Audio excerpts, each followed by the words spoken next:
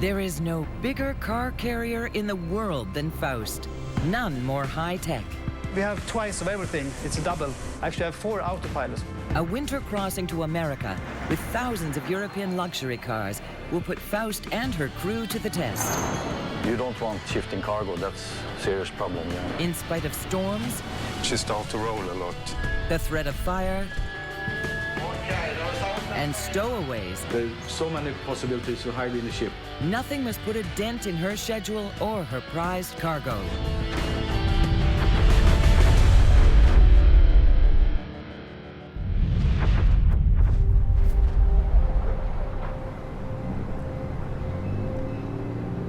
She comes out of the haze like a colossal apparition towering above the waterline. Faust, a gigantic floating car lot. Big ticket vehicles only, please. Her job is to pick up and deliver the world's most expensive automobiles. She's arriving in Southampton, England from Germany, hauling the creme de la creme of cars around the globe. She's a supersized 230 meters long and can hold up to 8,000 cars. That makes her the biggest vehicle carrier on the planet. Ideally, we want to start on the upper decks. About 300-400 units to go up here. As much as a quarter of the 64 million vehicles manufactured each year are exported by ship. It will be an intense stop. Faust has to load 1,000 luxury cars bound for North America. And she's only got 8 hours to do it. She'll take sports cars, heavy equipment, Jaguars, Rolls-Royces, $65 million worth, all with perfect paint jobs. New owners expect a scratch-free delivery in just 9 days, but they're in Newark, New Jersey, the other side of the turbulent North Atlantic. And its gale force winds could turn the ship's hold into one enormous heaving parking lot. Safe passage for this Swedish vessel and crew of 22 is in the hands of Captain Henry Bromé. He's a master seaman who worked his way up through the ranks. I started as a deck boy, and I have been an ordinary seaman, able seaman. I've been a third officer, second officer, chief officer, and then ended as a captain. He'll need all that experience. Bigger than most ships, Faust has size on her side, but ahead of her is the North Atlantic, and it's winter. Captain Bromé must plan well because his cargo cannot sustain any kind of beating. Go the right way then. Move out of the way, people. You're all on my ship, are you? This freight is so fragile, it takes highly skilled stevedores to load. They've got to be as specialized as a pit crew and as fast. Cheers. For Faust to cast off on schedule at midnight, the stevedores have to finish by 10, and it's already 2 p.m. When we start the load, which will be starting the car straight away, 850 various new vehicles. They only have 8 hours to load, or they'll jeopardize their scheduled delivery. And that's pretty much it. If we can load up the buses and start the vessel, please.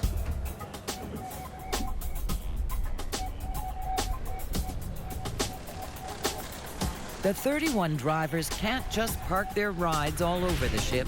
Everything must be packed as tightly as sardines and as carefully as bone china.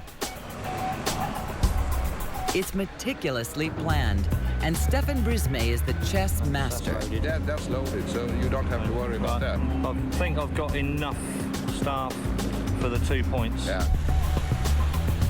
The clock is ticking, and the top guns get to work.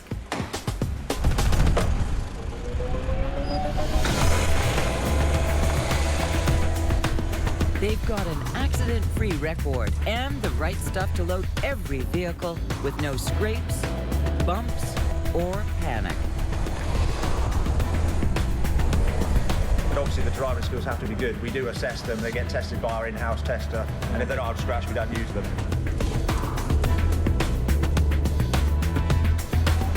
Each vehicle must stop for the electronic gun that reads its barcode.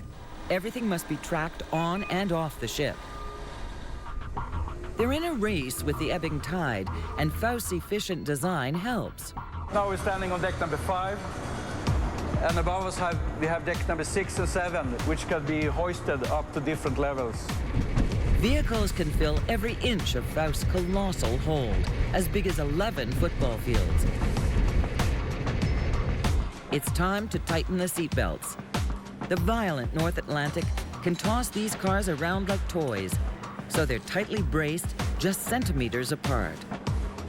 This allows where the ship's rocking, even though they rock in unison, there won't be any contact. Every vehicle is equally spaced. So even though we've got different sized vehicles, the actual distance between each vehicle is the same every time. There is one exception. The Rolls Royces, they require a 1 metre clearance all round the car. Cars worth $500,000 each get first-class accommodation. The lashings is 3 on the front and 3 on the rear. On all other vehicles, when they're stowed, it's just 4 lashings, 2 on the front, 2 on the rear. Cars that come loose could get banged up. With all that weight aboard, big cargo shifts can make a ship unstable. Faust has to stay balanced. So this is the ballast control room, or ship's office we call it also. Urban Anderson is Faust's chief officer and second in command. This type of ship, a ro-ro carrier, we need ballast all the time in the ship to keep it upright, because it's a big volume of cargo. Faust's ballast system consists of 20 interconnected water tanks. When the ship lists to one side because of shifting weight, ballast water is pumped to the opposite side as counterweight to maintain equilibrium. As the vehicles roll in, the evening rolls on. Drivers race to get the job done. But there's a delay on Faust's runway. It's backed up with heavy tractors and crates holding 90-ton generators. And if that weren't enough, the tide is rushing out. In 2 hours, Faust has to close her ramp or miss it. She's nowhere near fully loaded. I mean, I have 104 tractors, but I would need some 40, 50 tractors more. Most of the stevedores will soon go off shift, and they need every single one to get this ship loaded on time. You need to talk to the captain, because I need more time for operation. Stefan Brismay talks to the shipping line's business agent. Because I don't know how much labor I will have after 10 o'clock. Captain Brome has 2 choices. Take longer to load with fewer stevedores and risk missing the tide, or cast off with cars left in port. His decision could threaten business for the 9-month-old ship, still building her reputation. What's going to happen now is that the agent is going to come on board at 8:45, and then he and I is going up to the captain to discuss the departure time. I've been talking to the stevedores. Yeah. Completion 23:30. We need at least 1 hour for the search of the vessel also before we leave. So. Right. Yeah. So 1:30? Yeah, should be okay. Right. Decision made. There will be no car left behind. Captain Brome takes a chance with the ebbing tide, and loading continues. The captain has to make up for lost time. Even before Faust's ramp goes up, he orders a start to the final security check. They're looking for stowaways. Early this year, 4 stowaways got to Canada by hiding in a double-decker bus on a ship out of Liverpool.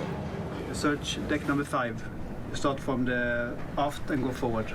Jonathan, you search deck 1 to 4. Yes. Thousands of car trunks, thousands of places to hide. And there's no way they can search every car on the ship. I have experienced stowaways on other ships.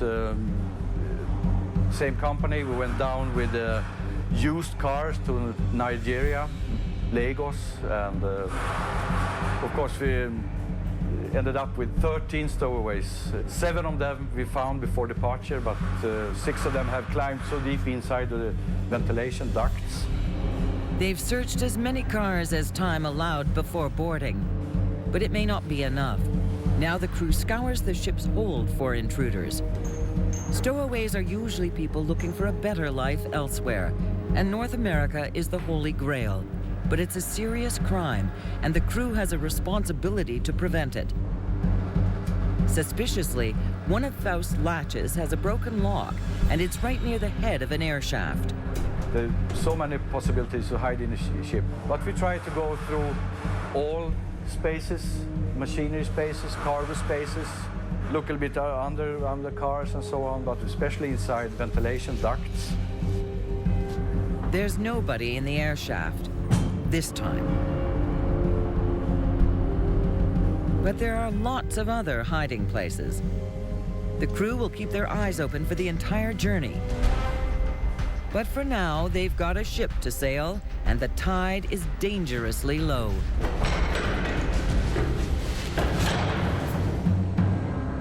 Getting free of Southampton's most shallow pier won't be easy. With over 30,000 metric tons of cargo weighing her down, Faust is sitting less than 1.5 meters off the bottom. Any contact, and vehicles could shift, unleashing a disaster. One wrong move from the bridge, and Faust could be grounded.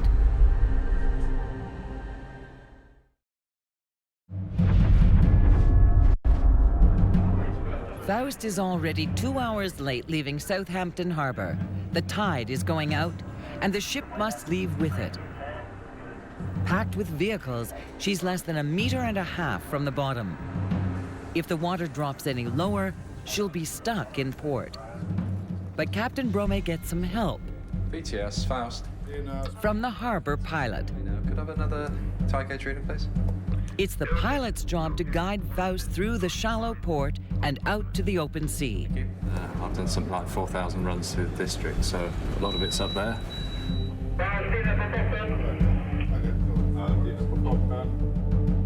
But with her hold fully loaded, Faust has to break free of her shallow mooring. Okay, shall we let go? Let go of everything, sir, thank you. The pilot orders cast off. They throw all the power they have at it. It's now or never. Faust's bow thrusters work overtime trying to drive her nose away from the pier. A tug digs in, straining to haul her into the harbor. Yeah, sorry, can you lift off easy, please? Yeah, Roger, sorry, off easy. You can let me know when the bow thrust is clear, sir. Yeah. Faust isn't budging. She's a heavy lady tonight. Yeah, she is. The tug will have to work harder.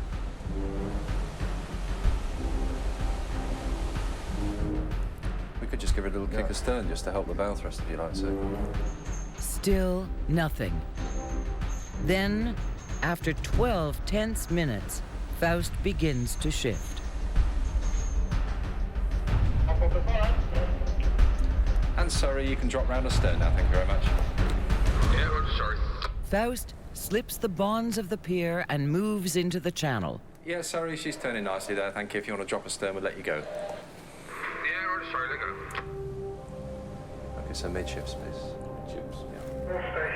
All stations.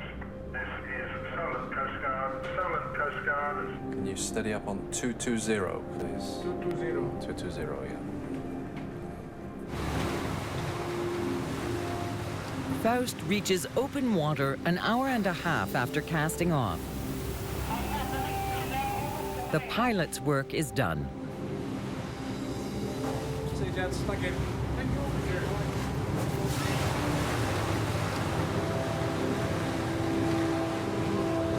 Finally, the transatlantic crossing is underway. 4 hours till sunup. It's 11 a.m. on day 1 out of Southampton. Captain Brome has been up for several hours. To help him plan his voyage, he uses a unique computer software program. It integrates daily weather and sea conditions with Faust's current position and speed. The system is only made for this ship. All the dynamics for the ship is put in the program. But the program goes one step further. It tells Captain Brome how Faust will behave in a storm. So if you have planned your trip and you see that you're going to have bad weather, you can go in and check how much is my ship going to roll, how it's going to affect my cargo. So it's a very valuable tool for us. And for every other tool and major system on board Faust, there are backups, in case one of them fails. We have twice of everything. It's a double. I actually have 4 autopilots. We have 2 autopilots here and 1 autopilot on each bridge wing. Faust's advanced technology make her virtually self-guiding. But we cannot rely on them anyway, because we have to rely on our own senses in the first place. So this is just an aid for us, all the computers and all the equipment. We are controlling them, they are not controlling us. Captain Brome will have to use all these weapons to deal with what's ahead. A major storm lies directly between Faust and her destination. All ships try to follow the shortest routes from Europe to North America. But there's a violent weather system forming along the eastern seaboard, right where Faust needs to sail. A low-pressure system means a lot of wind and sea, high waves. And this one is going to deepen very quickly. The North Atlantic is notoriously treacherous. It has sunk ships far bigger than Faust. Ove Åkesson is a marine weather specialist from the Swedish Meteorological Institute. I have been invited by Captain Brome to follow the work on board this ship on this crossing to see how our weather information that we provide them with is being used. Yes, Ove, the latest forecast just arrived now. So we will have some adverse wind and sea here for... It will increase for the next days here. Yes. Faust may have to fight winds up to 100 kilometers per hour. That's almost hurricane force. And waves up to 3 stories high. Captain Brome will try to skirt the edge of the tempest by sailing south of his original route. No, you don't like to be too close to it because you can get 8 to 10 meters sea there. But eventually, Faust will have to turn north to reach New Jersey, and she'll sail head-on into the eye of the storm. Her big box shape is great for holding lots of cars, but those broad sides can also catch strong winds that could dump the ship. It's if it's coming in like this in the aft of the ship. And then she lifts up the stern where she have most stability, where she's widest. And then she starts to roll a lot. A perfect storm of waves could be just ahead. Down below, they have to be ready. The crew checks the lashings on every vehicle. If they come loose when the ship rolls, it's fender benders at best. At worst, the sudden shift of weight could sink Faust. Lashing could be found in bad angles. We correct these angles and so on, but the following days we know that all the lashings are there, so we just use these inspection lanes and look to starboard and port. The cars are safe and secure. And Captain Brome makes sure his crew will be safe as well. So he orders an abandoned ship drill.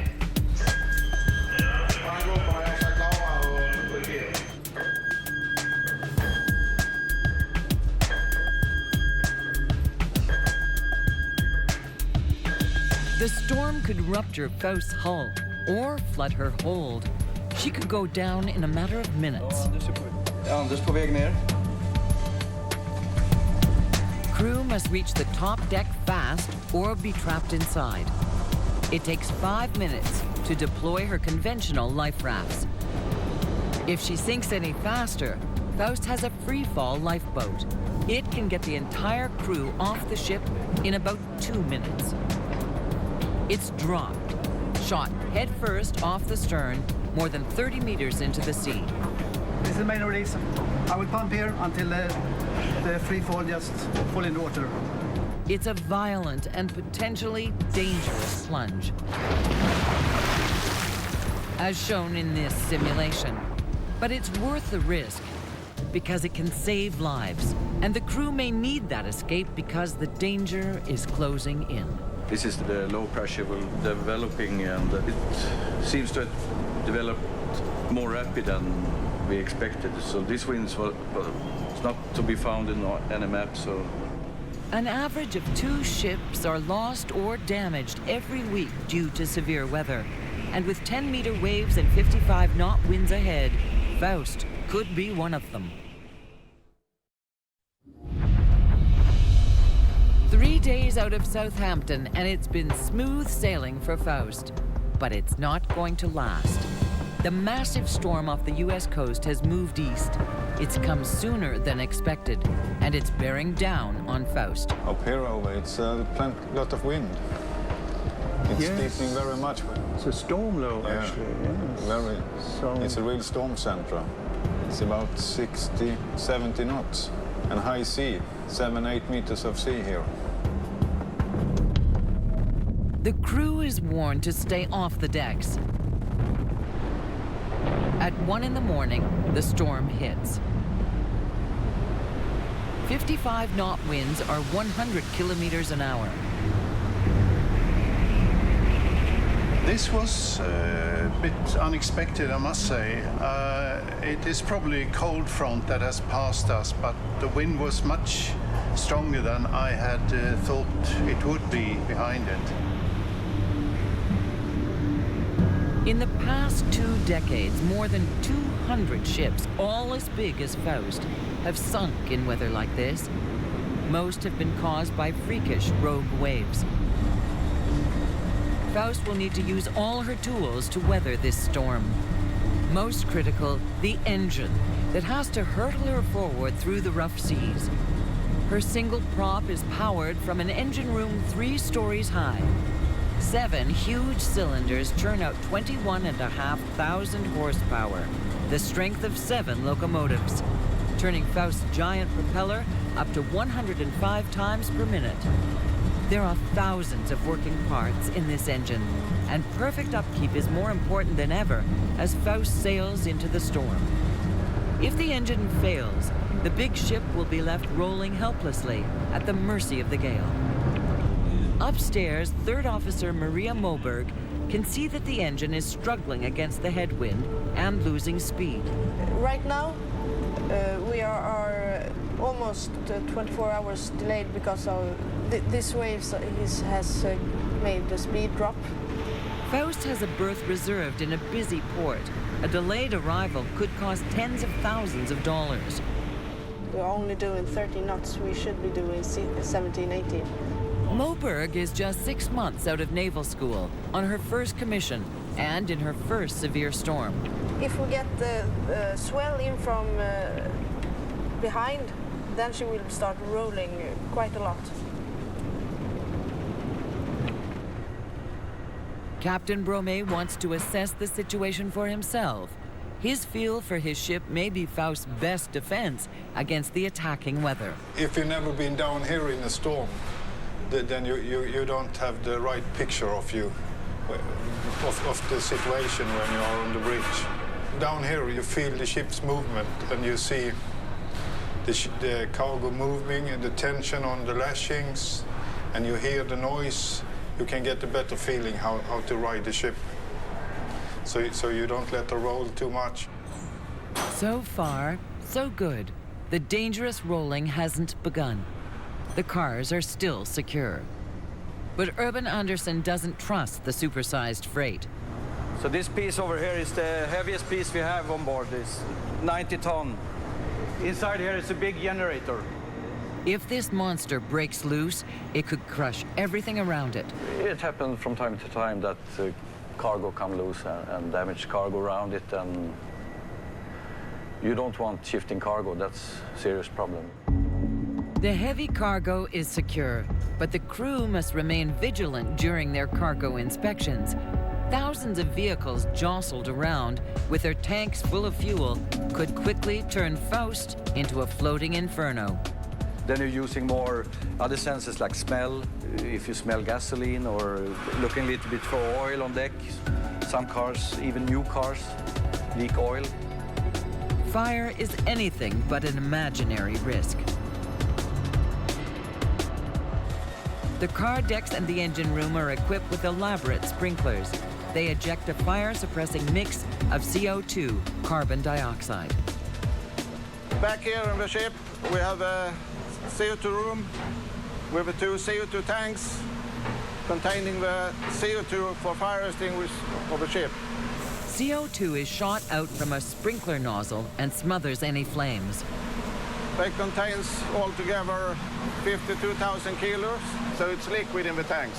When it goes out of the ship, it goes through the nozzles, and then it's gas. For fighting fires, CO2 is as effective as it is deadly. Once released into the ship, this invisible, odorless gas could kill everyone on board. So car decks and engine rooms have airtight hatches to keep the gas in the holds and away from cabins and crew. There are hazards everywhere on board, including the galley. Inger Seely has been cooking on ships for over 20 years. When the weather is bad, I still have to make the food in here, but when it's rolling, you have to be very careful, because otherwise you can spill it over your stomach and then you burn yourself really, really bad. Inger is treading carefully. She's already survived one injury in a storm. I break my leg in a really bad sea, so I put in my foot around in the corner here, and there I was laying for 3 hours. And then I was on a sick leave for 2 years. The storm pummels Faust for 5 more hours.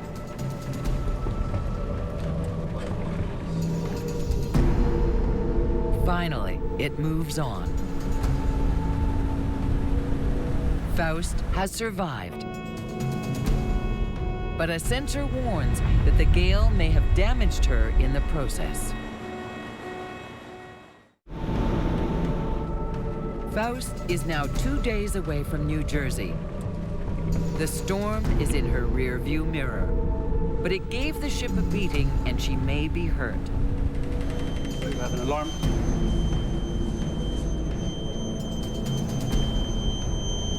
Faust is wired with thousands of electronic sensors that monitor for problems. It was an alarm from a bilge. The bilge tanks must be checked out immediately. One of them could be cracked. Crew is dispatched to the very bottom of the ship where the tanks hold all of Faust's wastewater.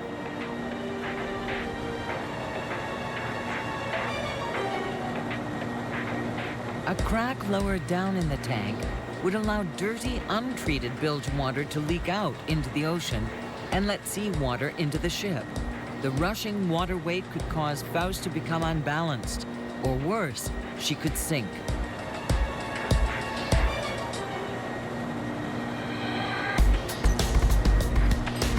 There's no telling what they'll find down there. They have to suck out all the sludge so the bare walls can be checked for cracks. They don't find any. The alarm may have been triggered by the higher than usual water levels in the bilge, leftovers from the storm. Faust is safe. So is the ocean around her. The contaminated bilge water will not be dumped into the fragile sea. Unlike most ships, Faust stores hers on board until she reaches port. All sludge we have on board will be pumped ashore via a barge and be recycled ashore. So we never put anything dangerous into the sea or any liquid that is oily into the water around us. Faust is a big green poster child for eco-friendly ships. Even that green paint is unleaded and safe for the environment. The environmental things are very important to the owners because it's not because they're forced by the law or anything, it's because they care about things like this. Faust's eco-beauty is more than just skin deep. It goes all the way to her core, her engine. She only uses biodegradable lubricants and burns one of the cleanest fuels in the industry.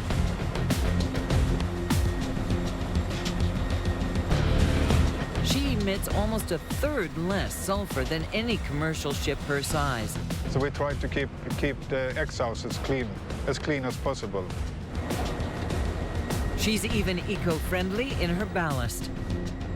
Ballast tanks draw in and release seawater as a counterbalance when there's a weight shift. The world's oceans are contaminated with man-made pollutants and harmful microorganisms. Mixing foreign bodies of water together when discharging ballast can destroy marine habitats. So Faust's ballast water is treated before it's sent back into the sea. Heavy particles are first removed with filters. Then the water is mixed with a non-toxic light-activated solution. It kills bacteria. Faust is a modern technological marvel, but every sailor must still rely on ancient maritime traditions. I mean, sometimes you have really, really big waves, and small boats can sometimes disappear in between them. So it's always good that you have eyes watching as well. And the swell? I would say about 3 meters. Jonathan Jansen has 2 years of classroom experience, but there's no substitute for a 360-degree view of the ocean. I'm learning pretty much everything. It's navigation, maintaining course, altering course, keeping the sea regulations. It's one thing to learn it in school, and it's one thing to be out here and actually do it. Even Faust's veteran crew must continually hone their skills to stay in peak shape. And that means full-fledged fire drills. They're mandatory, and everyone plays a crucial role. From the bridge, where they use sensors to pinpoint the fire's location,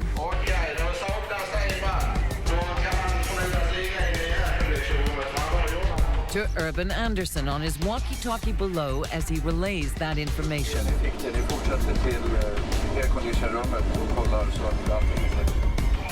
To the fire crew itself. Artificial smoke gives the crew a claustrophobic taste of the real thing.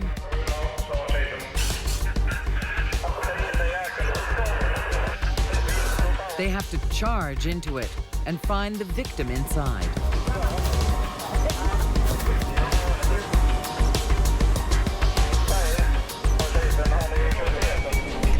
A crew member plays the casualty. And finally, we find this man missing in the floor in the air-conditioned room. We try to do it so much realistic as possible. We practice minimum every 4 weeks. If we change more than 25% of the crew, we have to do it within 24 hours. We do a fire drill. With the drill over, there's no time for a long break. Trouble's on the horizon and coming fast. We will have wind around 45 to 50 knots and sea around 5 and 5.5 meters. We must cross it, otherwise we have to go very far south. Night is falling. Another storm is on its way, and they're about to hit it head on. It's day 8. To avoid the storm, Faust has had to alter her course, and she's now too far south. To get to Newark, New Jersey on time, she's got to turn 32 degrees north by northwest and right into another gale. The pressure is building here outside Cape Hatteras, and it's moving north, and it's just ahead of us here. And we will have about 5 meters sea and 40 knots of wind. It's no hurricane, but it can spawn the same threat that Faust had to respect in the last storm: rogue waves. They come out of nowhere in weather just like this. Walls of water up to 30 meters high. They have sunk ships in minutes, leaving not a trace behind. Faust's crew isn't allowed outside, but they go below to check on the cars in the hold again. It's the second storm in 8 days. They're weary, but they can't let down their guard. And then the gale gives them an unexpected boost. Actually, we're making a little bit more speed. It's pushing us a little bit on the stern, so we actually increase the speed a little bit. Now the wind is their friend, pushing them toward New Jersey. I think if you go over 3-4 hours, it will start to drop. The wind speed will start to drop, I think. That's my guess. By early morning, the storm passes and the sun breaks through. Newark is only a day away, but for most of these 22 Swedish mariners, home is still 6 weeks away. They work 10 weeks on, 10 weeks off. It's a long haul. John Redgefeld makes the best of watching his kids grow up on a computer screen. That's my baby, my newborn. Yeah, it's really great. I can see my kids and how they're growing, you know. Because a lot happens, small babies, a lot happens in 3 months. She says I have very short hair, because usually when I'm home I don't shave it this short. Urban Anderson is also a family man. They will not forget me. I mean, I make phone calls almost every day and so on. So, and 10 weeks for kids, that goes very quickly. Yeah, so. It's easier for younger sailors like Maria Moberg. Well, we are pretty many young people here on board, so that's good. I checked the crew list the other day, and we were 8 people born in the 80s. On my last ship, most people were over 60 years old. Faust is as comfortable as a working ship can be. She's got spacious cabins, great food, lounge areas, and other than meatballs, what Swedish ship would be complete without a sauna? It's a great place to recover from a stormy crossing. But this crossing is almost done. Faust is about to hit the congested inner bay of New Jersey. Time to make sure the rough sailing hasn't knocked her systems out of whack. Before Faust comes near shore, port regulations require that the crew test the ship's ability to come to a complete stop. In a busy harbor, a runaway ship spells disaster. So be able to do the stop maneuver, and I have to reduce the speed now slowly. Remember handstyrning. Jag tar handstyrning. So I bring her down, RPM by RPM, slowly, because if I do it too fast, it's not good for the engine. Anders Andian has cut the engine, but it's going to take more than that to stop a ship this big. Faust's steering rudder does that job. It can turn her sharply sideways to bring her to a complete halt. So if we have an emergency, then we have to stop the ship. It's much more efficient to give hard to port or hard to starboard, and the ship will go sideways very rapidly, and the hull will stop the ship. Faust's unique rudder can flex a remarkable 65 degrees, twice that of conventional rudders, because of an added flap mechanism. It makes for a very sharp turn. But with this rudder, you have a much more power in, so you can help it to turn. As an added precaution, Captain Brome also tests the rudder's manual steering mechanism from down in the engine room. Yeah, okay. Faust's engineers turn her hard to starboard. If you look at the stern, I'm going to give a full rudder. You can see the power of our rudder. With the flap rudder fully deployed, Faust comes to a full stop in less than a minute. She passes the test. Everything working in good order, no problem at all. Steering and engine is working very good. Yes, we have a big stamp here, so I will put it in the logbook.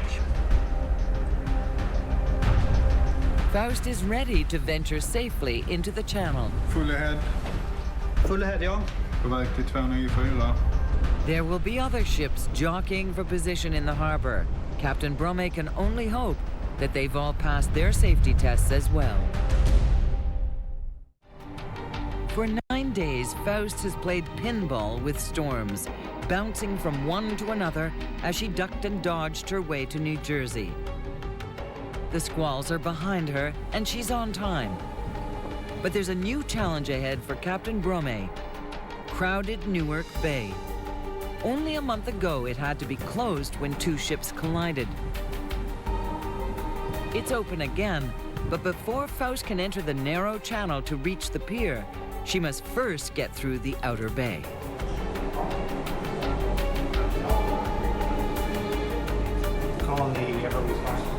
Pilot boat is on our way now. It will take 2 pilots to bring her in, one for the bay and one for the inner harbor. Good morning.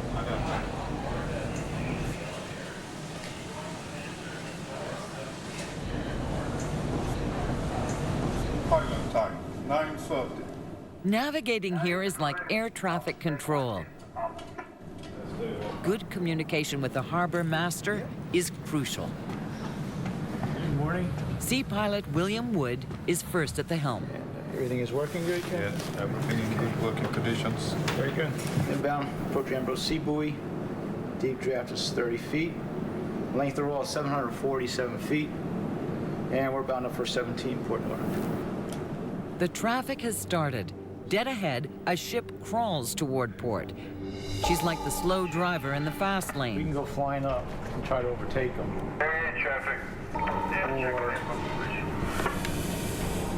His speed, he's right now, he's almost 3 miles ahead of us. The further in they go, the more the channel narrows. So, T, are you delayed, Captain? You want? What speed is he doing up there? 10.8. To the bridge is about... It's going to be over an hour. They decide to trail the ship. She's already too far ahead. We're not going to make it. All right, let's go ahead and stop the engine. Stop engine. Even with her propellers stopped, Faust's momentum will carry her forward for several kilometers. We're going to stay behind this ship up here. They slip under the Verrazano Narrows Bridge and throttle up Faust's engine once again. Dead slow. Now a second pilot, Tim Nielsen, guides Faust down the winding trench through the inner harbor. Security, the Faust. We're westbound on standard tank bound for berth 17, Port Newark. Faust is nearly in the home stretch. She makes a sharp 90-degree turn and enters a narrow channel, and is immediately confronted with another ship, smack dab in her path. Slow ahead, please. Slow ahead. There's no way Faust can get around the tanker. Stop engine. Stop engine. They hit the brakes a second time and wait while tugs push the tanker aside.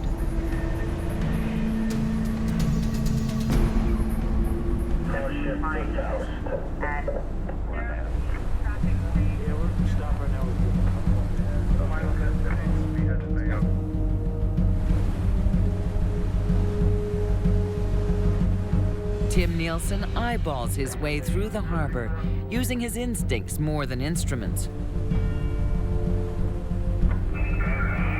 Midship. Midship.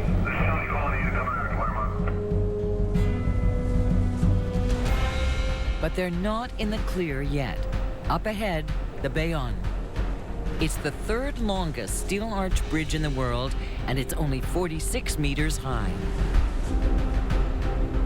Faust has to aim dead center to clear it, with less than 3 meters to spare. Starboard 10. Starboard 10.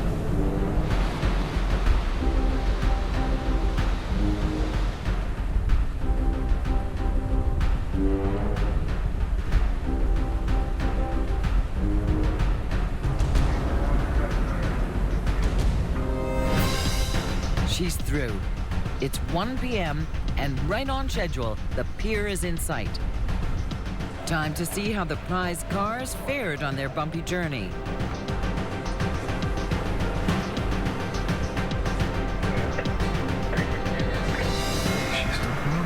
He's probably once a few meters in.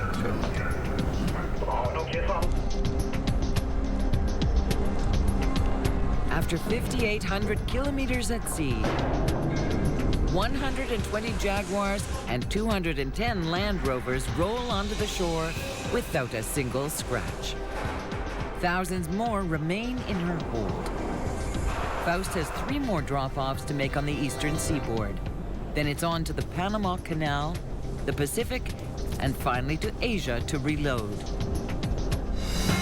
It's high pressure, hitting so many ports so quickly. But this crew is equal to the task. I trust my people. I know they can their work, so I can relax and trust on them. It's a very nice way of working. Faust is less than a year old, her journey just beginning. With her sister ships, she will transport over 2.25 million vehicles every year. But as the star of the fleet, Faust will work the hardest. Every year, she'll carry as many as 50,000 vehicles and travel 5 times around the globe. It's a never-ending, daunting responsibility. But like the cargo she transports, Faust was built to move.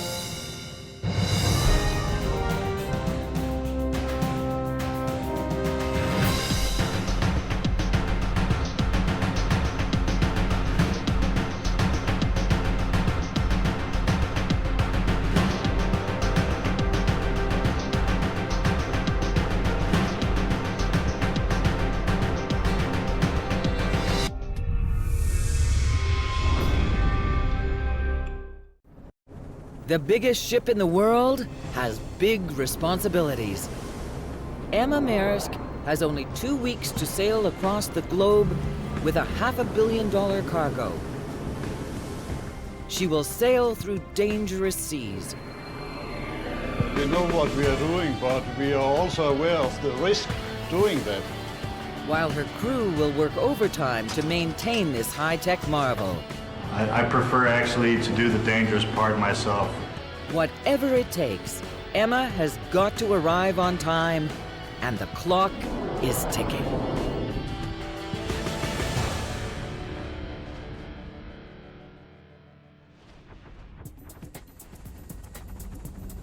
It's one of the busiest ports on the planet, Tanjung Pelepas in Malaysia. It's the loading point for millions of containers a year from Asia, bound for Europe and North America. They carry everything from TVs to t-shirts, frozen fish to footwear, cameras to cosmetics.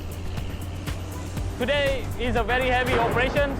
We have 7 vessels on berth, and approximately we are doing about 10,000 containers. But the port's #1 job is to load the world's biggest ship, Emma Maersk. 397 meters long, 20 stories tall. Emma dwarfs everything around her. She can carry a whopping 12,000 containers. A freight train with a load this big would have to be 70 kilometers long. All on one mighty state-of-the-art ship. Her unique silhouette is all boat. A sleek hull, a soaring superstructure amidships. She's clearly built for one purpose, to move enormous amounts of cargo as quickly as possible. Without those big boxes, Emma is an empty warehouse with a for lease sign in the window. In just 3 hours, she has to be loaded and gone. Today we have about 2,000 loading and 450 discharge. And the challenge will be that we need to sail out this vessel as soon as possible. She's got just 13 days to reach Spain, 13,000 kilometers away. In the boxes is $500 million worth of cargo, and delivering it late is not an option.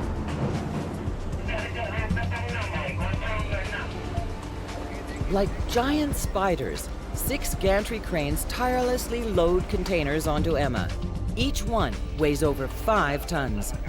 And the best crane operators can load 30 an hour, looking down from their perch 60 meters above the ground. Each crane has a manager who confirms that the right containers are being loaded onto the right ship. It's vital that every container is placed properly. On board Emma, that's the job of ship's officers Remus Galeatos and Niels Larsen. In the front, we have the most dangerous cargo. That would be acids, flammable. If we have fireworks, class 1.4G, all the way to the aft, so that if we have a potential risk on the vessel, it will be as far away from the living quarters, accommodation, and above all, the main engines. Dangerous cargo at the bow. High-maintenance refrigerated cargo closer to the superstructure. Weather-prone containers packed with expensive electronics below deck. A shift could mean catastrophe, so every box must be placed and then properly secured to guarantee stability, especially if they run into a typhoon. Okay, thank you. 8 stories up on the world's widest bridge, First Officer Galeatos weighs all the factors that could delay Emma. Right now, it's monsoon season, so he and the captain have to plan the voyage carefully. Hello, Ramos. Hello, Captain. So, are we ready for departure? Yeah, just finished. After 16 years of planning voyages, Danish captain Jørgen Sonicsen is an expert. In fact, he was born for this job. We have a history back in Denmark for seamen and seafarers, all the way back to actually the Viking first, but then later on to the big sailing ships. So you have checked all the charts and publication is in place? Yeah. Okay. After leaving Malaysia, Emma's next destination is the Suez Canal. A 9-day, non-stop voyage of 9,260 kilometers. And she can't be late. We will depart the pilot station around 1700. And then the required speed in order to arrive at Suez will be 22.7 knots. 22.7. Okay? Yeah. Very good. Based on weather and currents, they determine the most fuel-efficient route. They also consider human risks, like 21st century pirates. And again, we have made the track north of Socotra, right, in order to stay as far as possible from the Somalian coast. I want to know... Ships try to steer clear of pirate activity, but there's no escape from the Strait of Malacca, their only route to the Indian Ocean, and the most active area of piracy in the world. What have the chief officer told you about the departure time? How far are we? 1500. 1500 still? More or less, yeah. Okay, yeah, and what time is the pilot order? Same for 1500. Finally, loading is complete, and together the gantry cranes pull away from the ship. 15 stories above the dock, Captain Sonicsen has a bird's-eye view of their departure. Cleared off the puller. With him is a local pilot, who by law must help guide Emma safely out of port. Thank you, and tell me when the thrusters are clear. All right, pilot, we are going out. And Emma will need all the help she can get. Departing Tanjung Palapas in Malaysia is always tricky, and Emma's size means she faces extra hazards in the harbor. She has to be pulled away from the dock and turned 180 degrees before she can start her engine. 2 tugboats assist the ship's 4 starboard hull thrusters that push Emma sideways with powerful jets of water. The harbor's shallow, muddy bottom is dredged constantly, but Emma's size, weight, and draft are a deadly combination. Contact with the soft bottom could rip a hole in her hull. Her journey would be over before it's even begun. Captain Sonicsen has to be very cautious. We know what we are doing, but we are also aware of the risk doing that. I'm just making sure that we are keeping ourselves in the middle of the fairway due to our restricted draft. Okay, second, tell me when the propeller are clear. Emma completes her turn, and the world's biggest propeller, 10 meters in diameter and weighing almost 130 tons, can now go to work. If all goes according to plan, it won't stop turning for 9 more days. But the sea has plans of its own. As Emma leaves port, a monsoon rolls in, turning the visibility to almost zero. I can't see her. Not yet. Port 10. Port 10. Midship. Midship. Steady she goes, please. The mist hides dozens of ships. A collision could spell disaster, but Emma's navigation system identifies the position of each vessel. It's a beacon every ship has with the name and call sign and data of the ETA and where they're going. 30 minutes later, as the monsoon blows by, Emma finally clears the port. The pilot disembarks, and she can now accelerate to her cruising speed of 40 kilometers an hour.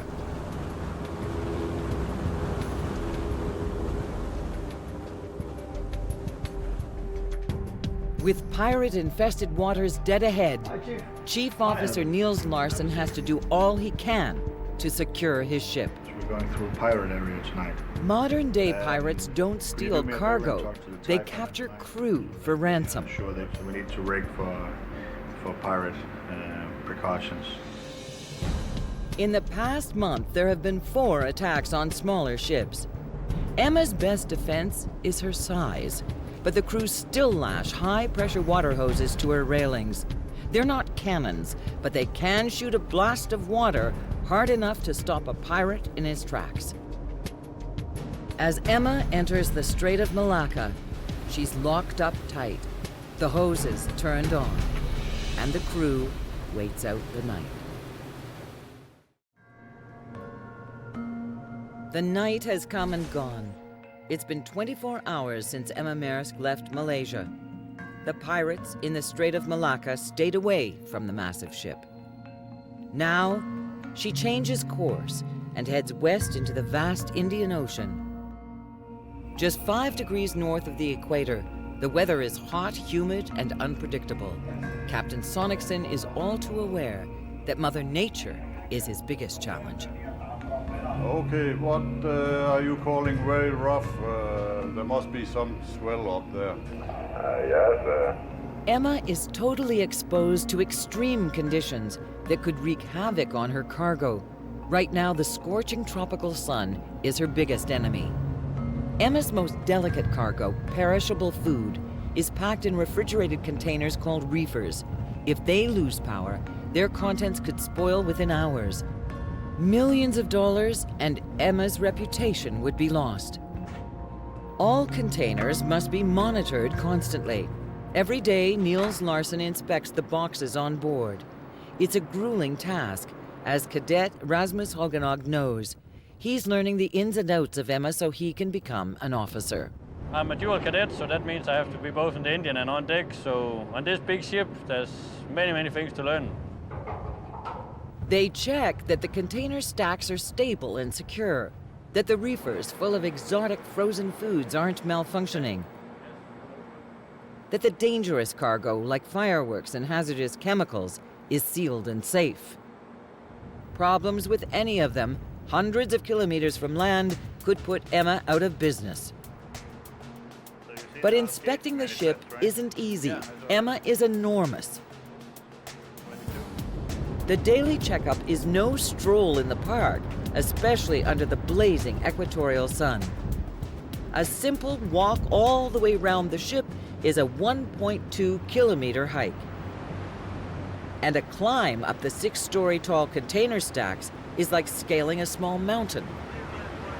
So Lars, don't climb down until I'm all the way down. I'll wait until you're clear. That's good. How much the rope? Checking on the cargo below deck is a harrowing 6-story descent into the bowels of the ship. It's dark, and it's not for the faint of heart. And again, when you're walking down here, watch the gaps. You could actually fall in between. Yeah, that's right. Okay. If the containers are paramount, equally critical are the lines holding them in place. If the stacks are unstable, Emma could capsize. Alvin Serenilla and Sammy Abongan have 40 years at sea between them. They know Emma's size helps keep her stable, but they leave nothing to chance. It's good because I cannot feel any rollings and not so much pitching and rolling, so I don't feel seasick this ship. Doing checking all the lashings, make sure that's all tight, so we have to check it every time, especially when we have a long voyage. While the able-bodied seamen sweat it out in the heat, the refrigeration units work overtime to keep their cargo cool. It's a crucial job, too, and electrician John Stephenson has to make sure that nothing goes wrong. He's got 176 reefers to babysit. Emma could carry 1,000. Each one is packed with expensive foods like caviar, chocolate, and New Zealand lamb. You can see the temperature is minus 20 degrees Celsius. Some of them can go down to minus 35, and we have some special reefers we call the super freezer. They go down to minus 65 degrees Celsius. Sensors monitor the temperatures of the containers. Today, one of them triggers an alarm in the unit, and it's relayed to a computer terminal in the control center. And here you see there is an alarm. I can go and highlight it. I can watch what is the alarm. If it's serious, some of Emma's valuable cold cargo could be in jeopardy. I can see that it is a minor fault, so there is nothing to be worried about. The dangerous cargo containers don't have sensors, but they get a meticulous once-over.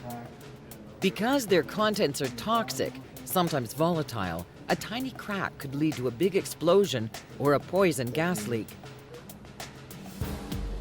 Day in, day out, Emma is inspected from bow to stern, top to bottom.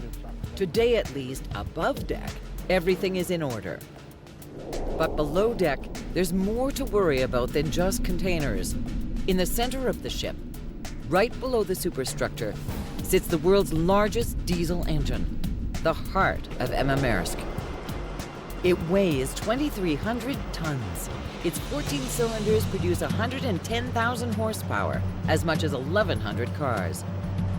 Chief Engineer Michael Swart and his team have one big job: keep the world's largest engine running to power the world's longest propeller shaft that turns the world's biggest propeller. We are right now in the shaft tunnel of the Emma Maersk. We are walking next to the shaft. As you can see, the shaft is rotating. It's rotating at 84 RPMs, the same speed as the propeller is in the water. From the coupling at the main engine all the way to the stern, the propeller shaft is 120 meters long. And at the end of the tunnel is Emma's massive propeller. For the next 8 days and 9,000 kilometers, Emma's one and only propeller must turn constantly if she's going to reach the Suez Canal on schedule. Her engine crew has to make sure that it does. They'll use high-tech wizardry. Over 8,000 sensors that monitor everything from fuel consumption and exhaust emissions to the performance of all 14 cylinders. They'll back that up the old-fashioned way, with routine engine maintenance. But at sea, nothing is ever routine. A critical piece of the engine, one of its massive diesel generators, has just failed. Well, this generator is very important. It's 1 out of 5. And they are used to produce electricity and power to our refrigerated cargo. The reefers are in danger. The generator must be repaired, and the crew have only a few hours to fix it. The tropical heat is intense. There are millions of dollars of refrigerated cargo at stake, and Emma is in the middle of nowhere.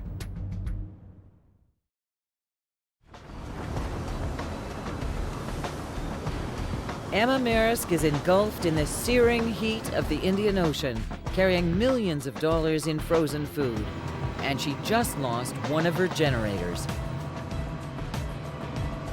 In this room we have 2 diesel generators of 4,100 kilowatt, and we have had a problem with a cooler. The cooler, or condenser, keeps the generator from overheating. To fix it, they have to shut it down. Problem is, Emma's other generators can only pick up the slack for a few hours. Then, the stress will become too great. Emma may have to slow down, so the engineers have to move fast. So, as you can see now here, we've got the cooler pretty much all the way out. We just need to lift it out. So, of course, we take precautions. We can't have air on, all the cooling water is shut off. And that's about it. We are all set to pull it out. Everything on board relies on the generators to operate. From the kitchen to the bridge, from the navigation and computer systems, to heating, lights, and especially refrigeration. Without power, the refrigerated containers will bake in the sun, and millions of dollars worth of food could spoil. Emma is just 5 degrees north of the equator, 500 kilometers off the south coast of Sri Lanka. And it's hot, 32 degrees on deck, and in the engine room, 40 degrees. The condenser weighs more than 400 kilograms. In the blasting heat, it feels like a ton. 6 hours go by. 6 hours of sweat and toil. But at the end of it, the generator is back online. The cold containers are safe, and the generators are still pumping power throughout the ship, especially the galley, where dinner is just about to be served. For the appetizer, and then we'll have Jan Moller has been a chief steward for 25 years and knows what it takes to feed a hungry crew. The kitchen is one of the most important on the ship. If you have a lousy cook and lousy food, then the ship is not running proper. Today, Jan and his crew are preparing a special meal. It's Saturday, the symbolic end of the work week, even though there's no such thing as a day off at sea. Working on a ship is a real full-time job. 8 weeks on, 8 weeks off. It's a part of the social welfare on board the ship to make something win like this. People are looking forward to it, that's for sure. Creature comforts like good food and a soft bed aren't just perks. They're absolute necessities. Special meals and drinks like non-alcoholic beer help distract the crew from the stress and monotony of life at sea. After dinner, off-duty crew head upstairs into the superstructure to relax in one of the ship's recreation areas or in their quarters. Like everywhere, there's a hierarchy on the high seas. The captain and chief engineer get the penthouse suites. Then, it's the senior officers, junior officers, engineers, seamen, and cadets. In all, there's room for 30. There are also 2 TV rooms, an internet cafe, a full gymnasium, and of course, the laundry room. For a sailor, life on board Emma isn't bad. But they are at sea. And sometimes things go wrong. A fire alarm at sea is a chilling sound. Emma may be a tough ship to sink, but a fire could bring unthinkable disaster. But this time it's only a drill. The crew musters in the control center. We have a reported fire in... Nobody has ever fought a fire on a ship Emma's size, so training for one is extremely important. In this drill, the fire is located in a dangerous cargo container at the bow. Poisonous fumes could spread throughout the entire ship. Every fire is different when the cargo is dangerous. Until they know how to fight this one, an advance team is organized to cool the container and control the fire. I need you to prepare a set of hoses from here and start cooling as soon as you can up here. And you have a radio? Yes, I have, yeah. Very good. Up on the bridge, the first officer changes Emma's course, so the wind will direct smoke and fumes away from the ship. It's also your course to port, so the wind will blow to the port side. Roger that. We'll alter the course so the wind will go from the starboard to the port. Down below, the fire has been identified. It's a toxic chemical fire. To fight it, a smoke team throws on the gear that will protect them from the fire and the poisonous fumes. John, how are we doing with the hoses? While the advance team moves forward. I have 6 guys dispatched for the bay number 6 to prepare 3 hoses all in all. 2 for cooling and 1 for the container firefighting equipment. With no time to lose, Niels rushes forward to observe the fire drill. You put on the hose, we will put on the hose, you'll have a loose hose without pressure. John, where's the hose without pressure? When the smoke team gets to the fire, the advance team is already hosing the container down with seawater. The smoke team approaches cautiously. They don't know what to expect. They've been well trained to stay low, to keep below the smoke and toxic fumes. A steel plate stands in for the side of the burning container. They drill a hole in it with a high-speed drill and insert a high-pressure water hose called a spike.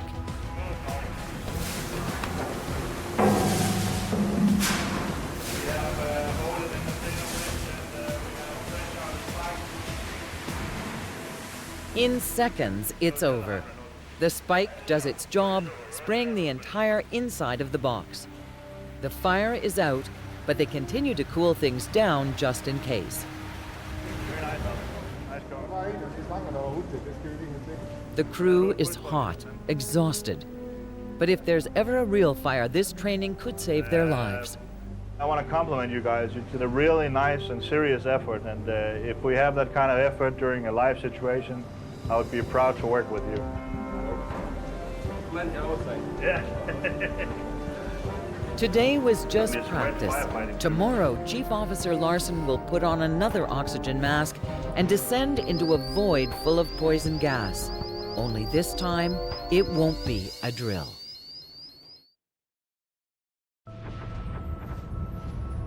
Six days into her voyage from Asia to Europe, Emma Maersk is deep in the Indian Ocean. Sea conditions are perfect, which allows some of Emma's crew to embark on a dangerous operation deep in the bowels of the ship. The bilge tanks, full of gases that could kill in seconds, have to be inspected for cracks. Located at the bottom of the ship, bilge tanks are used to store liquid waste, rainwater, oil, diesel, detergents, and chemicals. There's no such thing as a clean bilge, and they need to be checked constantly for leaks. And because Emma is so new, her tanks are unique. They're poisonous. The new paint, the fresh paint, gives carbon monoxide when it dries up. But in that time, we will have a lot of fumes building, and they will tend to fall down to the bottom. So it's tough breathing, and you got the carbon monoxide, and eventually you would pass out, and you wouldn't know it really. So we take care of ourselves. Today, Niels and Michael will descend into a forbidding hole that leads to the bilge tank known as the Void. They can't go down without oxygen tanks. They need them to survive in the dark, hot labyrinth of steel bulkheads and noxious gases. It's a hazardous assignment, so only Niels will climb down all the way. Michael stays one level above and waits, just in case. Starboard side 1 meter, and heel from up station is coming for steering. Michael will be having the radio, and I will bring one with me down the void. And he will have contact with the bridge. I will let him know how many levels I go down, so he knows where to find me if something goes wrong. Starboard side 1 meter, and heel from up station is coming for steering. Green light 12, 4 and 2, roger up. It's a suffocating 40 degrees down there. The heat and the heavy oxygen tanks make it impossible to stay down for long. When they emerge, their gas meter reads off the scale.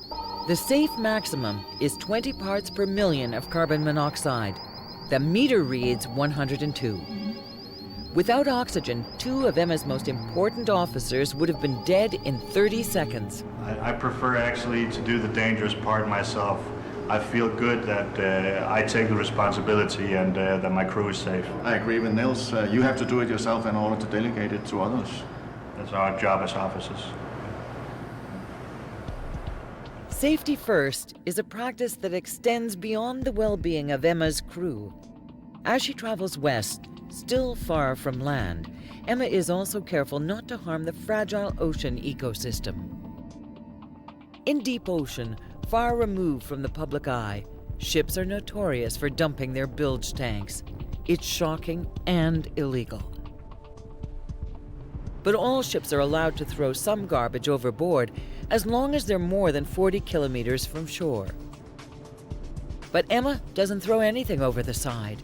She stores all her garbage safely on board. Dumping bilge or garbage is a huge environmental problem. But the carbon emissions that ships pump into the atmosphere is an even bigger worry.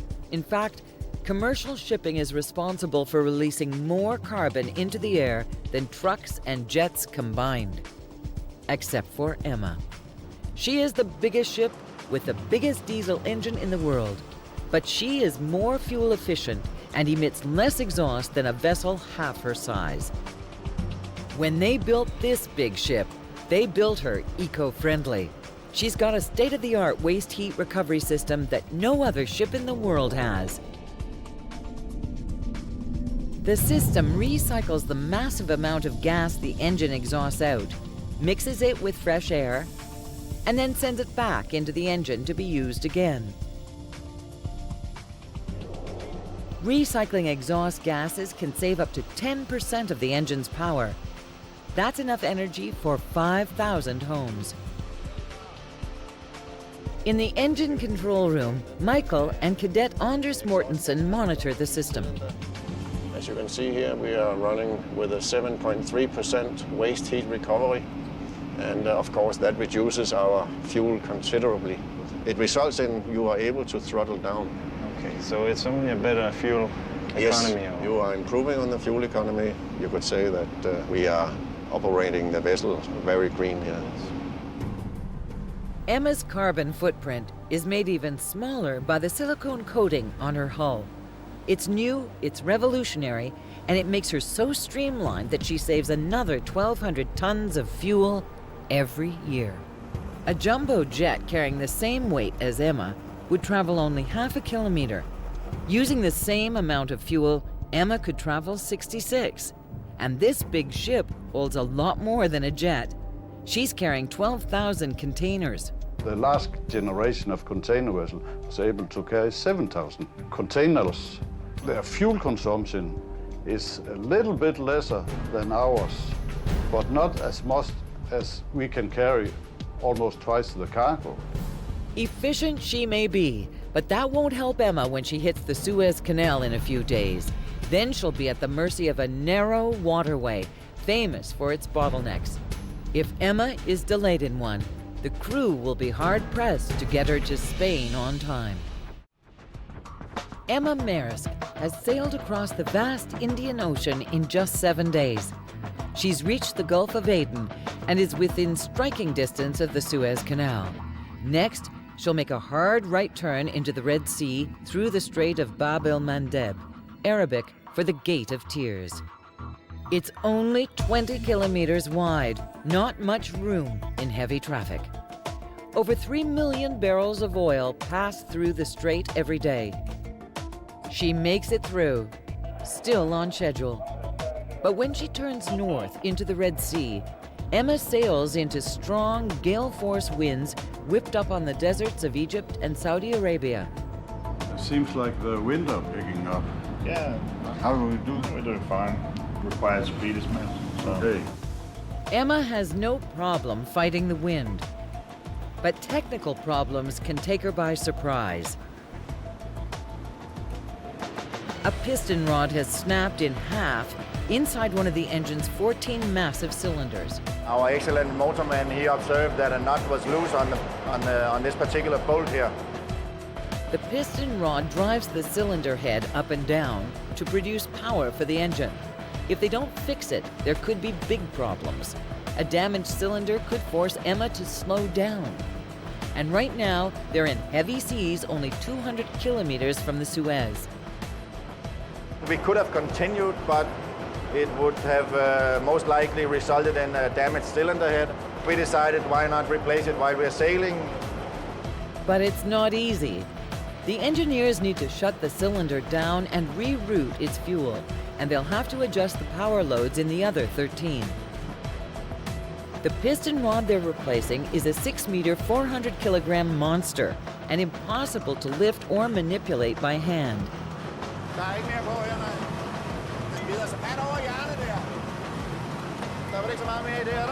But they fix it. In less than an hour, the new one's in. Number 14 is back up, and Emma never lost speed and didn't burn any extra fuel. No stops, nothing, and everything was done safe, and that's the way to do it.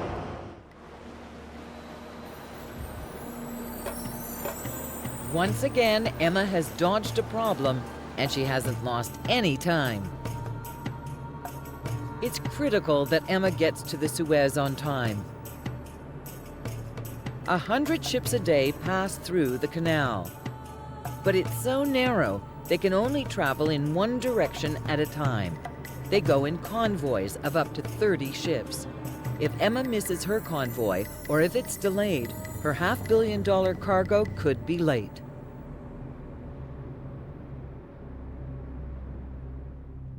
But right on time, at 1 in the morning, the big ship arrives at the southern end of the Suez. Her convoy through the canal is due to leave at first light. Tonight, she'll rest. For the first time in almost 5,000 nautical miles, the captain orders Emma to slow down. She's been going for 9 days.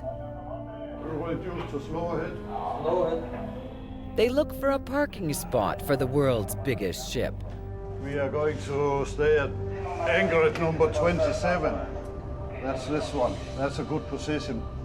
Very good position. Emma's been given an outside berth. Now, she just has to drop her 130-ton anchor, one 200-kilogram link at a time.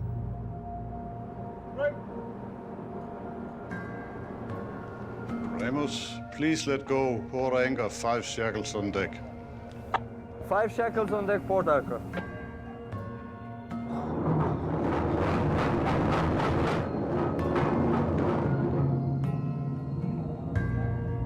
Bridge Remus, we have 5 shackles on deck, chain is up and down.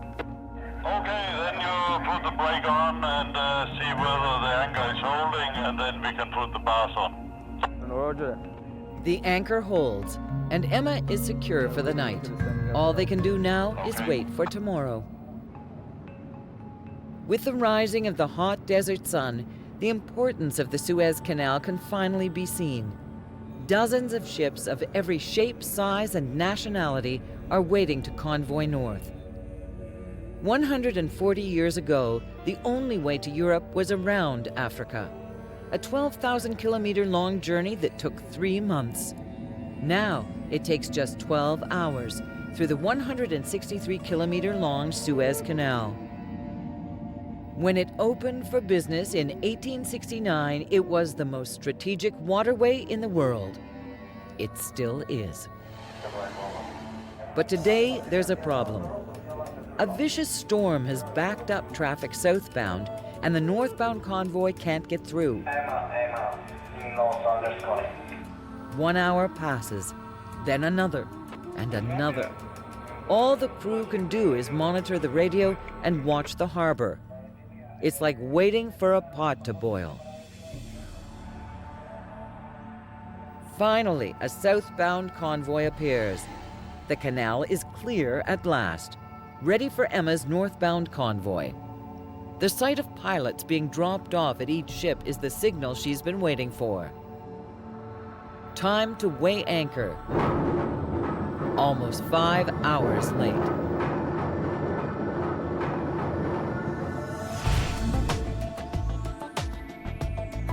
But at a controlled speed of just 9 kilometers an hour, the Suez still can't be rushed.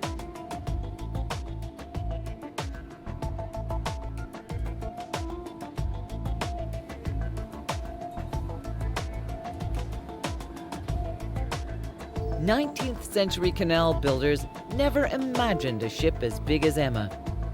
Her 56-meter beam is a tight squeeze. The convoy of ships stretches almost 5 kilometers. Emma, the largest and longest, takes up the rear position. 4 hours in, the convoy passes through man-made Great Bitter Lake. The lake is an important part of the canal's design, an anchorage for convoys waiting for another to pass. By sunset, Emma is still only 3/4 of the way through the canal.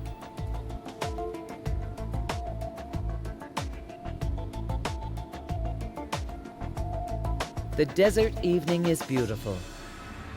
But to Captain Sonicson, it's just another reminder that he's now behind schedule. There are clients in Spain relying on him, livelihoods that depend on the goods he's delivering. He has to find a way to get there on time.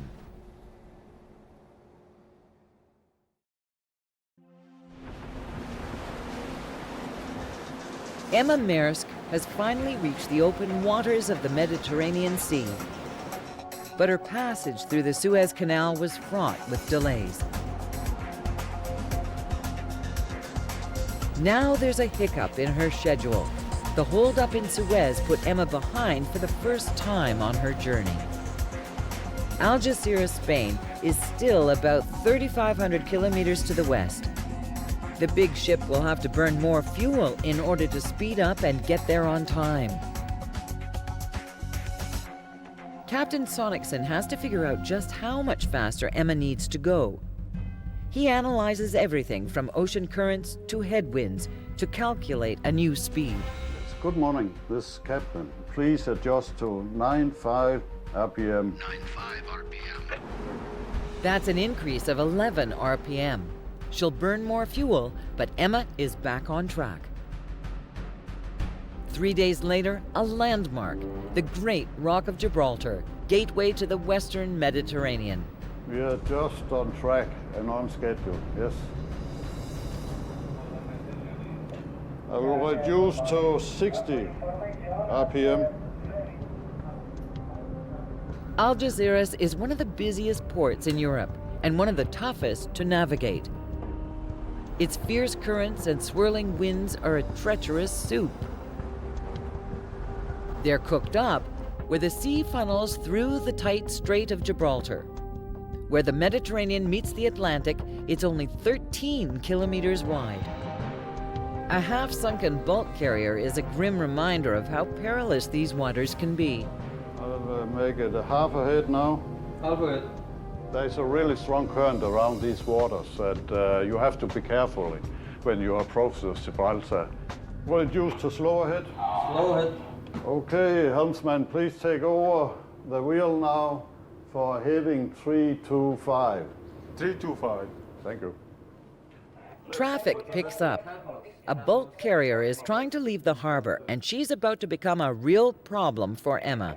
Yeah, motor vessel Cadmus, this is Emma Maersk on your port bow. We would like to pass ahead of you. I see you are speeding up. So. Turn off monitoring my course to starboard now. Starboard? Emma is too big. She can't change course quickly enough. The other ship has to give way or risk a collision. We won't have time to pass. We don't have space to pass astern of you, so the only possibility is to pass ahead of you. Make it half ahead. Only moments to spare, and the bulk carrier changes course. Roger. You pass ahead of me now. Okay, midship. Thank you very much for the vessel Cadmus. Steady on 318. It could have been ugly. Instead, good manners and good seamanship resolved a tight fit. But the clock is ticking. It just took Emma more than an hour to travel 1 kilometer. As Emma maneuvers slowly, a pilot comes on board.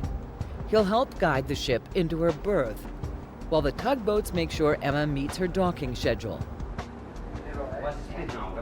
The speed is 2.8. That's slow ahead? That's slow ahead. Emma makes her final turn. The captain and pilot move to the starboard bridge wing to oversee her final approach. Emma uses all her port thrusters, and she's pushed hard by tugs fore and aft. Meter by meter, she edges closer to the dock. Are we in position? 3/4. Negative, we still have to move a few meters ahead. About 50. 2 meters ahead. 15. Copy up. Okay, we are alongside and we are in position. Finally, Emma's spring lines are ready to be discharged. Okay, stop engine, okay. All right, gentlemen, we are in position and we are alongside. So as soon as you have the spring lines, please tighten them up. Pushing a little. Nice job, pilot. Okay, thank you. Emma touches the dock dead on schedule. It's been 14 days and 13,000 kilometers since she left Malaysia. The giant gantry cranes waste no time. They've got to unload 2,000 of Emma's 12,000 containers. She's due to leave port in 14 hours. The ship's crew takes a short break, while the crane crews do their job.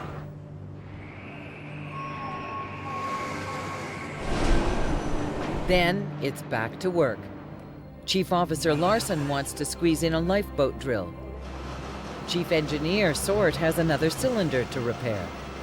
And Chief Steward Muller is cooking up another special dinner before Emma leaves tonight. And as you can see, very juicy. But all Captain Sonicson can do is wait. Neither he nor his great ship, Emma Maersk, belong in port. They have a schedule to keep. Without a schedule, we would not have a vessel. And without customers, we would not have a vessel. This year alone, they will travel 315,000 kilometers. That's like circling the globe 7.5 times. For Emma, the journey has no beginning and no end.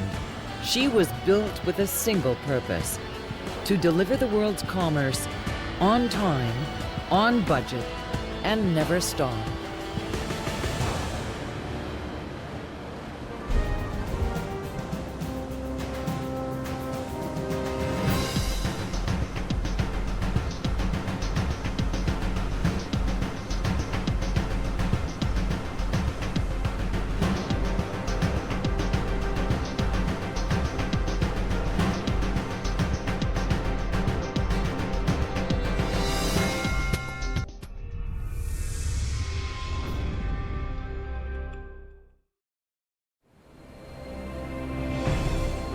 She's the world's largest custom-built livestock carrier, a modern-day Noah's Ark, the Crux. For us, it's a passenger ship. Just the passengers have 4 legs. That's the only difference.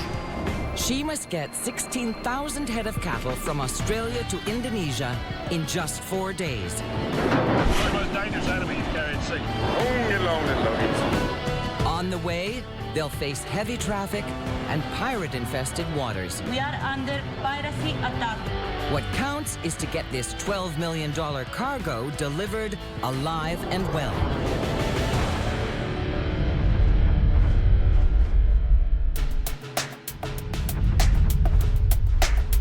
In the heat of a summer night, a giant ship pulls up to the wharf in the port of Darwin on Australia's north coast.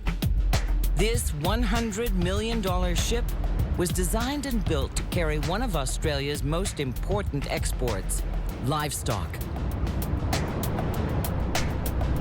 The Crux is coming in from delivering millions of dollars worth of sheep and cattle to Oman, Kuwait, and Mexico. Captain Antonio Toscas has one priority: to load his ship and set sail again, fast. For the Crux, time is big money.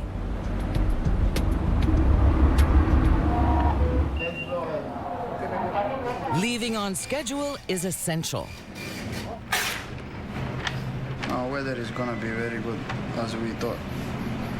We are lucky. Yeah, we will have good voyage. They have just 2 days to load more than 16,000 animals. But right now, she's forbidden by law to even start. The quarantine flag is up. The ship is locked down. The only people allowed on are government inspectors.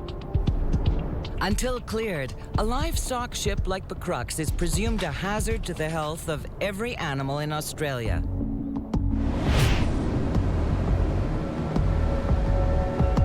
By dawn, the Crux has cleared inspection and is ready for loading. It is up to her experienced crew, a confident League of Nations, to prepare her for what's coming. The officers are almost all Italians. The deckhands, mostly from the Philippines. The engineers from India. English is their only common tongue, and clear communication is crucial. Okay. The turnaround time is tight. But first, Captain Toscas needs to chart his course. The crew needs to ready their ship for a huge influx of hungry and thirsty animals. It will require 300 tons of feed and nearly 500,000 liters of water a day. a high-powered ventilation system, state-of-the-art electronics, and to get them moving, a 15,000 horsepower 7-cylinder diesel engine that has powered the ship without a breakdown for the 7 years since she was built. 71 voyages we made, 71 voyages, and there have been problems, but never something which has held the ship up or the ship has stopped. No. That's it. Ready to be launched. It's a state-of-the-art facility made expressly to care for what SEBA Ships considers passengers. For us, it's a passenger ship. Just the passengers are 4 legs. That's the only difference.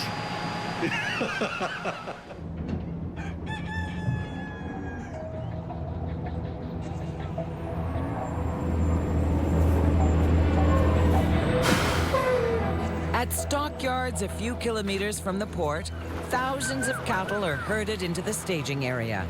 They've come from all over Australia's Northern Territory. By dusk, all 16,000 will be here. Those cattle ready? Stand up. They need to be here to undergo a government-ordered health inspection. These are range animals, tough and strong. They're jumpy around people. If they get scared and panic spreads, only the fences would prevent a stampede. Here and at sea, managing the animals is the domain of the stockmen, specially trained and certified cowboys of the outback. We're just looking for these cattle just come off the truck this morning, just doing a tidy up the line before they go on the boat tomorrow night. So anything that's looking a bit poor in condition, put in a separate pen. So we're doing a quick sort out before the vets get here. The stockmen are seriously outnumbered. On board, it'll be 16,000 to 4. Stockman Linton Batt has to organize them according to a precise loading plan. Just trying to find the right pens and the right space for the cattle and keep them in the specific lines for the clients overseas. So it's been one of our more tricky loadouts for sure. They all look pretty good. Just like the ship, these cattle are going nowhere until quarantine gives them a green light. These ones came in first. Some of the, I think, Alice Springs cattle. Reds. Heifers further over. Cattle manager Justin Morrissey presents them to the government vet. Tough animals. If the vet finds even one diseased animal, he can seal off this feedlot and stop the shipment. Raising cattle and sheep in Australia is a $10 billion a year industry. Nothing can be allowed to endanger it. I'll go to the office to do some paperwork. So approval to load is no sure thing, and the entire shipment depends upon it. What we've been waiting for, permission for leave for loading, good to go.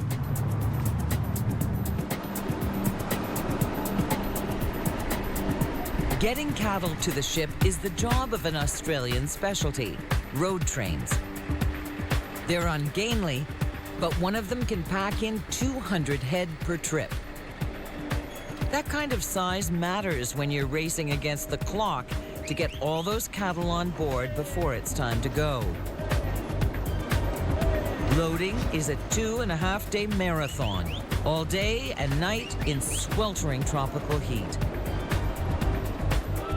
They need to keep up a grueling pace, 500 animals an hour, one every 7 seconds, for 48 straight hours. Not only that, they have to load them in a precise sequence. The cargo on board is for 5 different clients. We have to load the boat as we will unload the boat in Indonesia. To get them arriving at the boat on time, to get on the right deck in the right area, that takes some thinking about. They also need to keep the weight evenly distributed and steer the younger and more mobile cattle to the lowest and highest decks. The older ones get the easy-to-access middle decks. If a steer bolts or a heifer stumbles and gets hurt, the whole operation could come to a halt.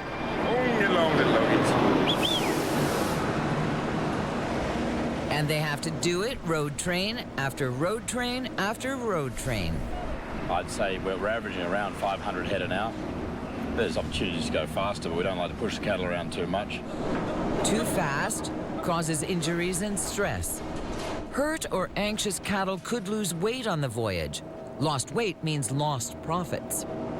We're in a very hot climate, and as quickly and quietly as we can put those cattle on board the ship, the better result we're going to have over across the voyage. The crew are trying to get loaded in time for a punctual departure. They just might make it, as long as the tide doesn't get too high. In 1 hour we're going to have high tide. If the tide goes too high, the ram gets too steep, we can't ram cuddle up because they'll roll back down and they get crushed. We stop the load. Yeah. Then we'll go again later when it comes back down.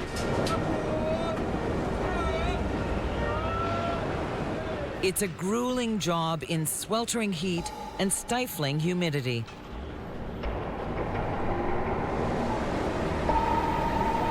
Getting on for 12, 14 hours in. No men or animal damaged.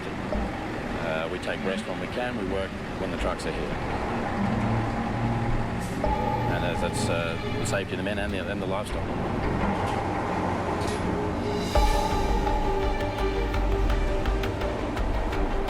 At the start of the second day of their punishing load schedule, there's a sudden setback. An arriving tanker has priority, so Becrux has to move a few hundred meters. Okay, boys, putting up, single up. Okay, no, Paul, we're just going to start. Roger that. It's only a short way, but it requires tugs, a harbor pilot, and time they'd rather not spend. Water power, Mariko. Water power. The whole loading schedule has to be changed. Stop engine. Stop engine.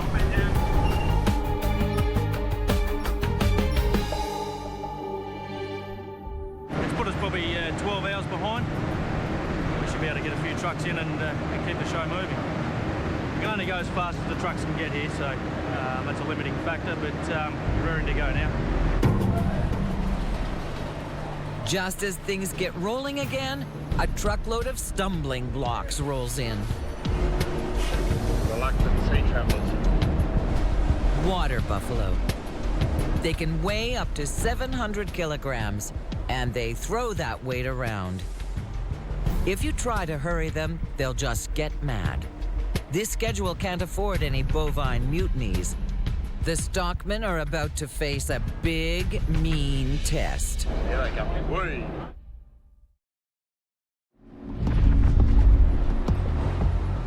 Becrux, the world's largest custom-made livestock carrier, is loading up for a 4-day journey from Darwin, Australia to Jakarta, Indonesia, with 16,000 cows, steers, heifers, bulls, and some very large and very stubborn water buffalo. Jimbo! First 4 decks are the big fellas, yeah? Buffalo are running very different to cattle. These are big, tough, strong animals. Probably the most dangerous animal you carry at sea. It'll be hard yakka. Yeah, so just need to close the gate. We'll run the small one straight. Coming now. Becrux has a tight schedule. It's only 12 hours from departure. But water buffalo just don't care. Who's back there? You can't push them. If you do, they push right back. Those big fellas all go 700 kilos. If you try to scare them, they can turn the tables on you in a heartbeat. Push him up. Push him up. And if there isn't a strong barrier between you, they can be lethal. Even then, give them running room and they can blow those barriers off their hinges. Get the gate. Grab the gate. Grab the gate. Just to survive, the stockmen have to move fast.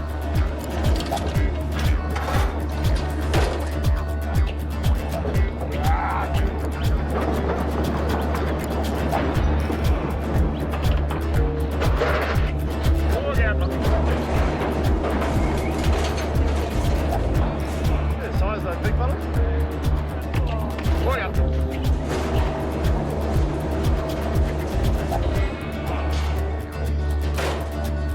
As the big ones finished, they're now little ones. Where's your mate? Here he comes. The last, most stubborn buffalo seemed determined to blow the loading schedule off its hinges. No, we haven't got time for you, mate. To get them moving, the stockmen need every trick in their book. First, gentle persuasion. Go on out. Go on out there. Go on out there. There he goes, there he goes, there he goes. Ah! Then, a tug. It comes down to a battle of wills and reflexes.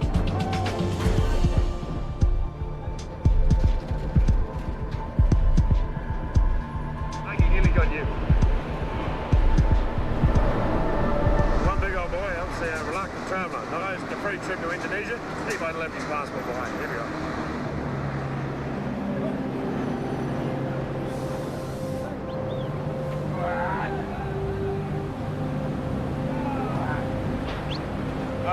Becrux is scheduled to leave with the morning tide.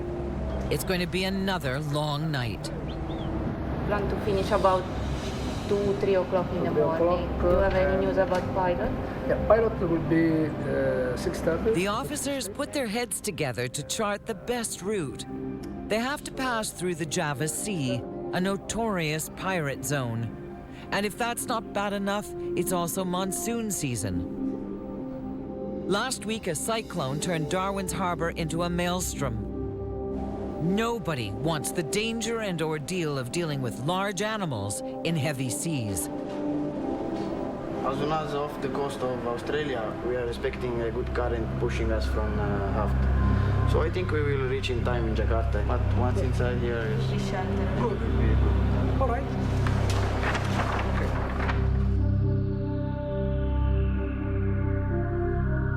At 3 a.m., bovine passenger number 16,341 was finally loaded. Departure time is only 4 hours away. Becrux is sitting lower in the water, weighed down by 5 million kilograms of live cargo. The pilot ladder, starboard side, 1 meter. On the bridge, the pace quickens. Captain Toskis has the most impressive license a seafarer can have. Master Mariner, unlimited tonnage, all oceans. But not even he is allowed to sail unassisted in Darwin's harbor. New technology, By law, a local pilot must guide Becrux out to open water. Okay, half thrust to port. Yes, port. Yeah, Marikai, just lift off fairway, please. Fairway. Full thrust to port.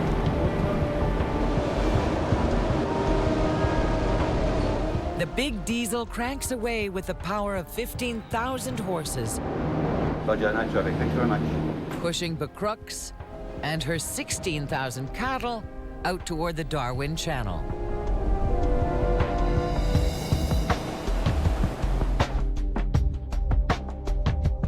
Steady on 290, please. 290. Thanks. I'll get off here. You just steady on 283. And report it Bravo. Yeah. All right. When Becrux reaches the mouth of the harbor, the pilot's job is done. When I get off, come back to 320, then straight out. Okay? Thank you Thanks very very much. much, Captain. Thank you. They want little to starboard. Okay, all right. They put starboard 5. Yeah, pilot away. Low thrust. But only a few minutes after the pilot leaves, the engine temperature sensors indicate a problem that could send Becrux right back to the wharf. Chief. Yes, Captain, we have slight problem. See, number 2 unit, that sensor is not working okay, so the deviation is high. So I will have to stop for about 5 minutes, maybe maximum 10 minutes. Okay, I will stop the ship now. Some problem. Engine problem. How is that? Always.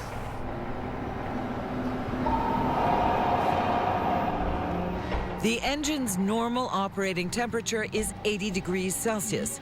Cylinder 2 is reading 383. If true, The engine is on the verge of a meltdown. Number 2 unit, eh? The chief is hoping it's just a bad sensor. But if the new one confirms an overheating cylinder, the journey is at risk.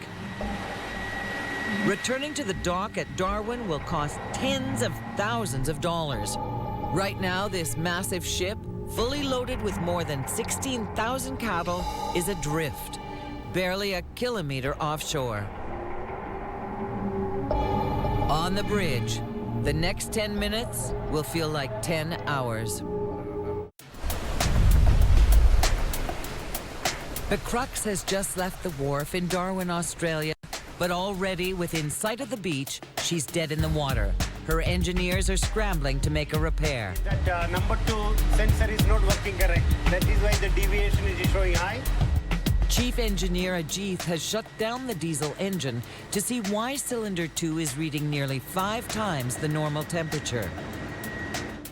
On the bridge, the captain has to ride the wind and tides to keep his powerless ship from drifting into shallow water. Chief Engineer told me 10 minutes about. We are safe for the channel and for this low water, shallow water.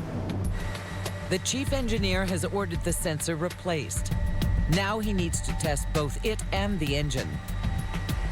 In her 7-year career, Crux has never had a breakdown at sea. No one wants the first time to be with a full load. Captain, we are going to start the engine now. Okay. They start the engine and wait to see if it climbs above the normal operating temperature of 80 degrees.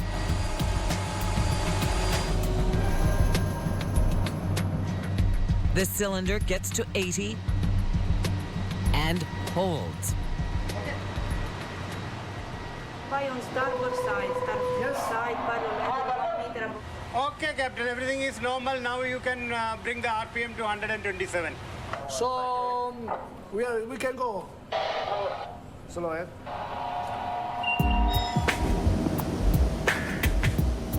With the big diesel back online, the Crux and her 16,000 bovine passengers head for open water. Cattle are used to solid ground, but they usually adjust to the ship's motion after a day. If they get anxious and go off their feed longer than that, they start to lose weight fast. Lost weight means lost profits. Head up, girls. That manure's starting to build up in there, Scott. We might get some sawdust. Yep. I might spread some sawdust through this pen. One of the stockmen's biggest jobs is just keeping their cattle calm. Easy, girls. Easy, girls. On the Crux, animals usually gain weight, a big reason the ship is in demand. Now, the Crux's stockmen are trying a new way to pile on a few more kilos. Electrolytes. Gatorade for cows. Yeah, radio, time, okay. Permit is done. Okay. Thank you very much. While the cattle feed, Chief Officer Laura Pinasco must ensure the fodder keeps coming. To do that, she has to go into the ship's most dangerous area, the silos. All those tons of fodder must be kept dry or it will spoil. But the drier it is, the greater the risk of an explosion. One spark in here and the Crux could blow. The light is fireproof and sealed as well, and we have CO2 system and of course fire detection system. We can stop the fire in a few seconds. If the fodder does start burning, a system triggered from the bridge can fill this compartment with carbon dioxide gas and smother the blaze. The food is so essential that the Crux has 2 separate silos. Even if the supply in one is ruined, the second can keep the animals fed long enough to finish the journey.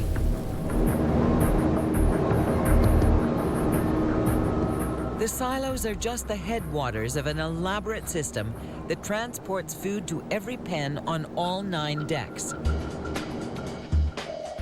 From each silo, the feed falls through 6 chutes onto a conveyor belt.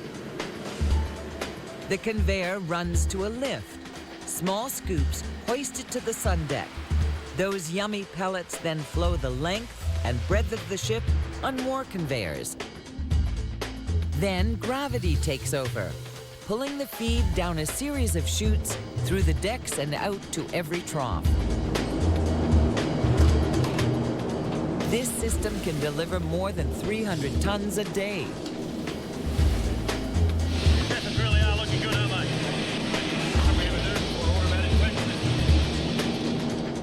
To wash those dry pellets down requires more fresh water than Becrux could load or store.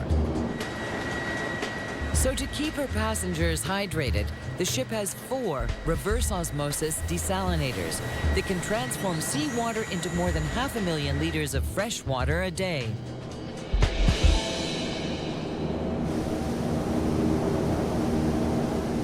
Fresh air is even more important. The cattle would suffocate if it weren't for 84 high-powered fans. Half of them draw fresh air from the top deck and push it below through huge ducts.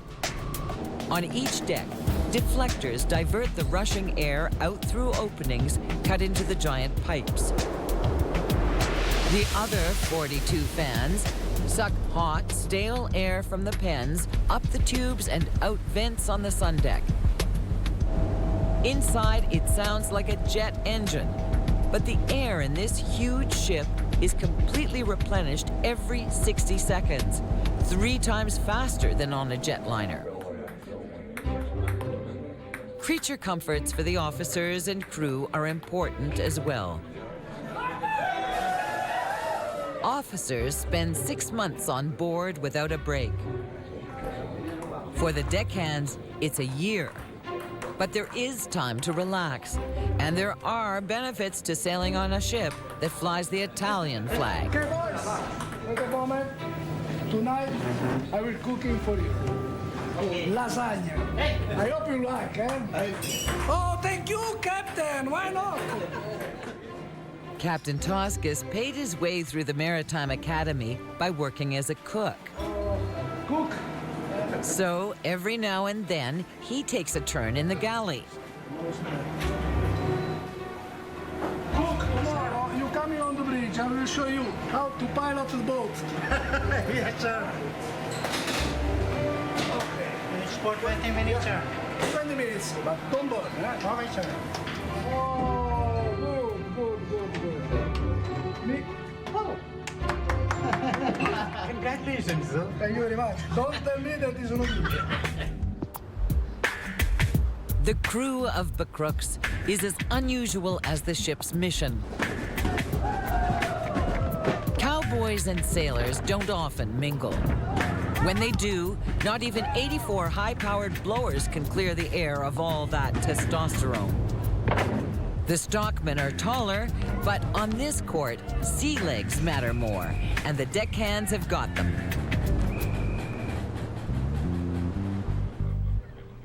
On the bridge, it's not sea legs that are needed, but owl eyes. Tonight, the Timor Sea is as dark as the captain's espresso.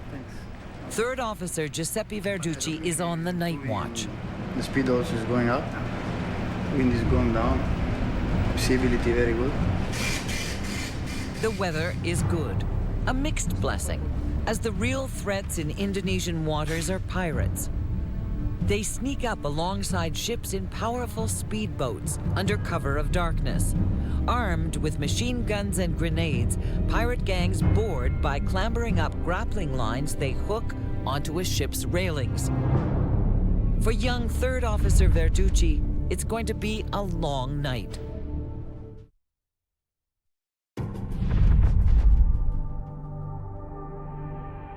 The journey from Darwin, Australia to Jakarta, Indonesia enters its second day.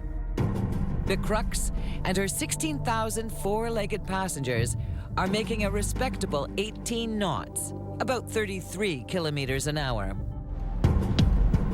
Chief Officer Laura Pinasco has been on the lookout for pirates since her shift started at 4 a.m.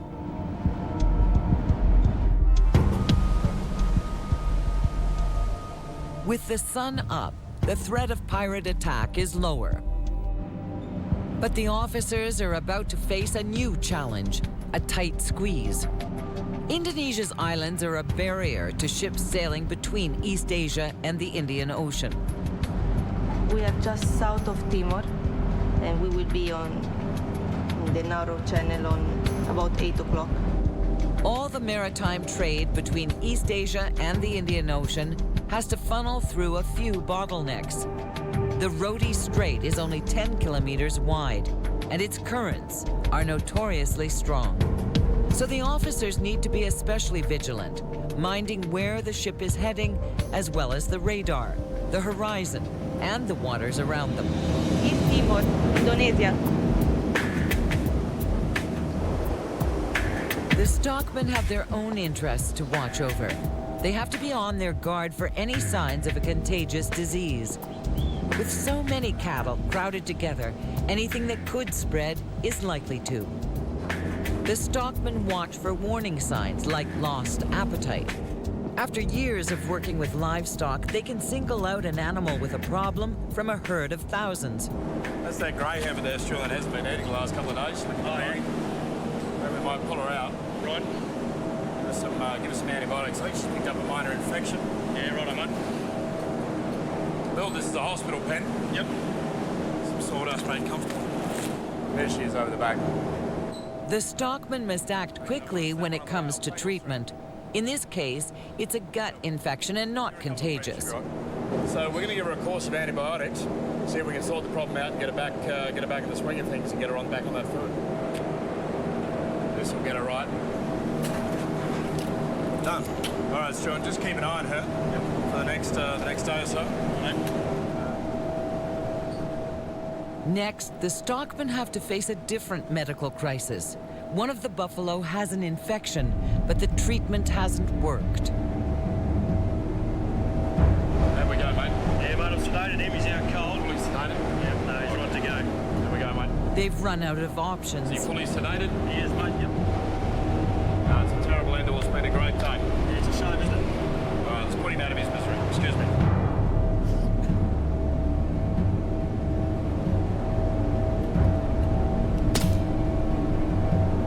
Let's get out of here.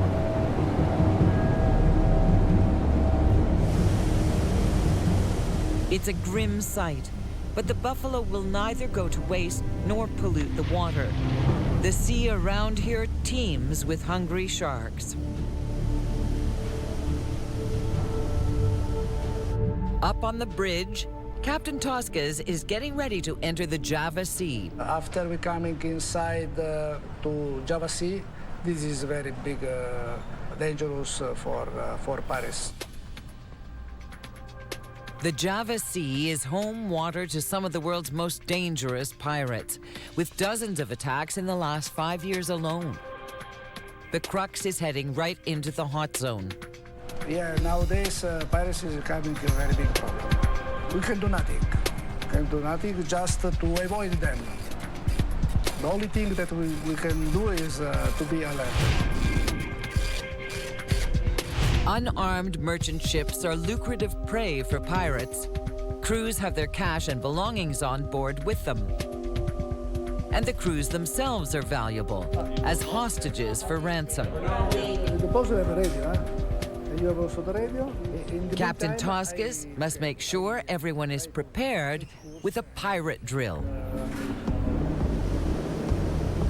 Okay, ma'am. One boat is coming this side.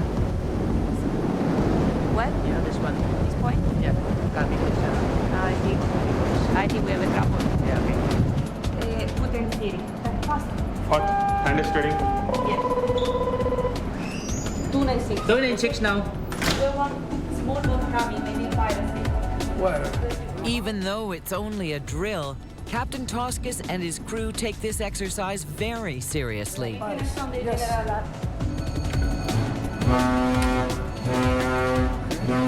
Attention to all crew. Attention to all crew. We are under piracy attack. Under piracy attack. name of the game is to make boarding dangerous and difficult. Everyone plays a part. The engineers pour on speed. The helmsman zigs and zags. MB Crooks, suspected fire sea attack. The deckhands man fire hoses and searchlights, the last line of defense. Captain, communication established. Piracy in these waters is a real threat. From here to Jakarta, everyone will remain on high alert. At dawn on day 3, the crux is north of Bali. Smooth seas make for fast sailing. Under the watchful eyes of the engineers, the big diesel has been working flawlessly. To make even better time, a course has been set that skirts close to the coast. But that means lots of traffic. The bridge officers have to keep their eyes peeled. Chief Officer Laura Pinasco has been on watch for 4 hours, and now it's Giuseppe Verducci's turn. Visibility is very good. You can see this small boat 11 miles far. You can see by binoculars. Before Pinasco leaves the bridge, she is required by maritime law to assure that her replacement is coherent and alert. Everything is clear. I can leave the bridge. Yes, okay. Thank you very much. Thank you. Make a mistake and you can forfeit your license and career. Verducci spots a vessel on the radar. Right now, it's on a collision course.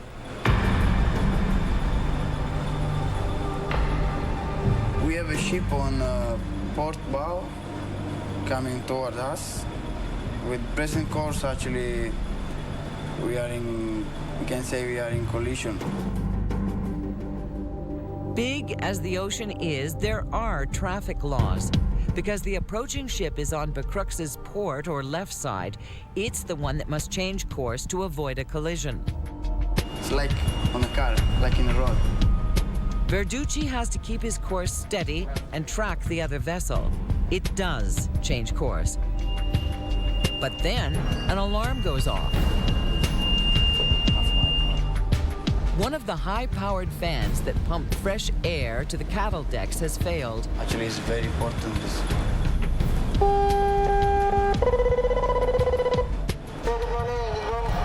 Hello, Chief Engineer is there? Aboard Becrux, there is no problem more urgent than a ventilation failure. Okay, please tell the electrician to go and check quickly the exhaust EAC number 4, because we get alarm it failed. If the system goes down, the livestock on the enclosed decks would start to suffocate within minutes.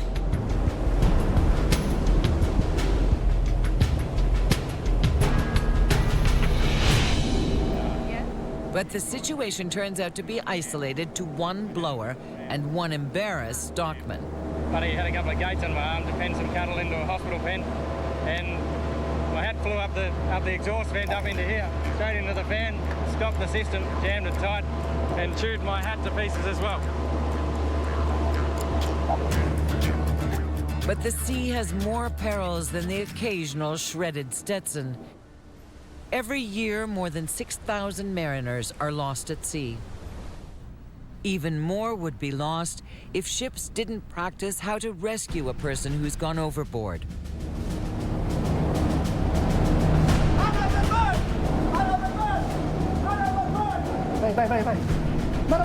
A ship can't just slam on the brakes. Stopping takes miles. The first thing is to spot the swimmer and mark where he is. The captain orders what is known as a Williamson turn. Come 350. 350. Ship, man overboard on starboard side and make maneuvering.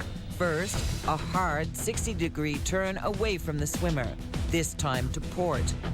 Then the rudders are jammed the opposite way, 240 degrees to starboard. The turns double the vessel back on her original track.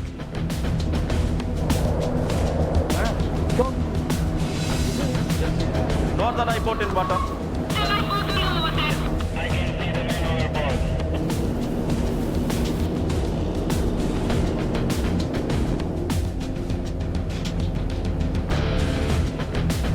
This is India Bravo, Golf Foxtrot. Man overboard, recovered. Okay, thank you, guys.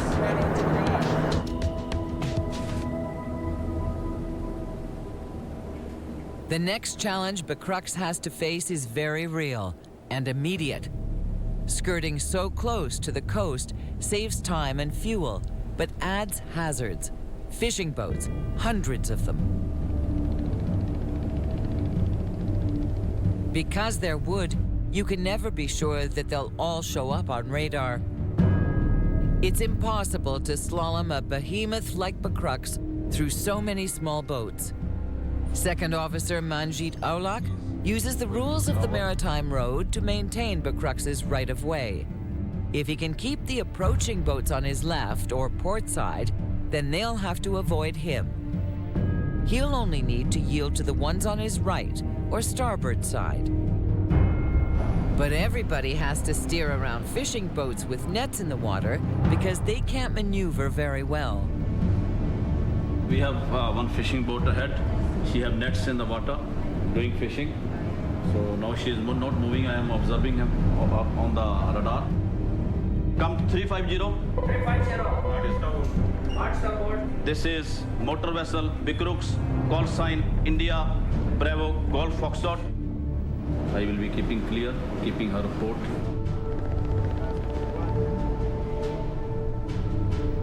We have 1.5 mile clearance.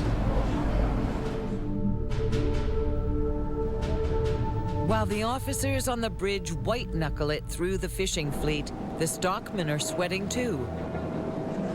It turns out one group of cattle ended up in the wrong pens. Down, girls. Leaving them in place would cause huge delays when it's time to unload them.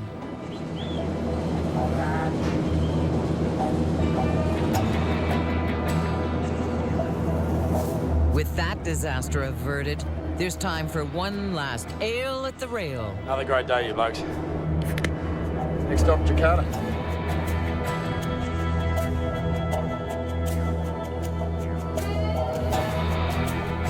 Up on the bridge, Third Officer Giuseppe Verducci once again has the night watch. Those fishing boats are hard enough to spot by day. In the dark, with few running lights, they are a nightmare. Tonight will be a challenge, and tomorrow, when they enter one of the world's busiest ports, things will really get hectic.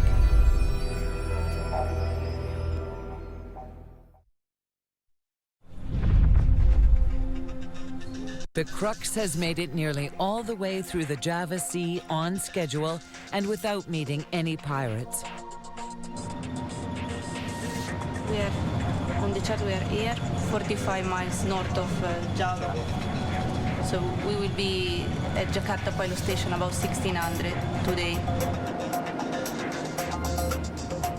The destination is just over the horizon, but the unloading dock is a long way off. Jakarta's harbor is crowded with tankers, cargo ships, and swarms of smaller vessels. It's impossible to keep the right of way.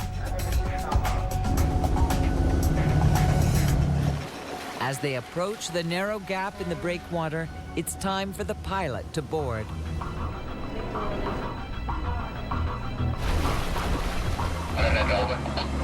Okay, pilot level is ready in the port side. When your ship is worth $100 million, a pilot who knows the harbor and every local rock and shoal is literally worth his weight in gold.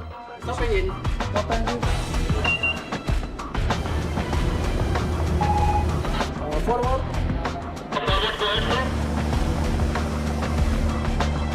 Kita kali pertama match it. 420. 420. Jakarta's seaport is one of the busiest in the world. To an untrained eye, it looks like chaos. Stop out. Stop out. Yes. That's faster. That's slow start.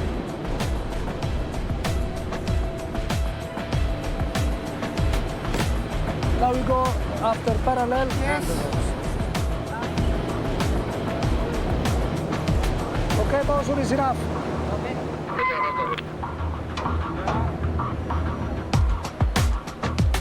It's a pilot. Very good. But now their final challenge, Indonesian health inspection. The stockmen need to prove again that they haven't brought any foreign diseases or pests with them. Sandeep Kumar, the ship's cadet, raises the quarantine flag. Nothing can come or go until Indonesian quarantine has signed off. One problem, and they can force Becrux back to sea, a disaster that could cost the exporter millions and his reputation. The success of the voyage and the $12 million cargo hangs in the balance. We had a very good trip this time, sir. Very small mortality. Just the one mortality at sea. Good size, huh? Very fat. The cattle do look healthy. No pests have moved in. The inspectors sign off. The yellow flag is hauled down.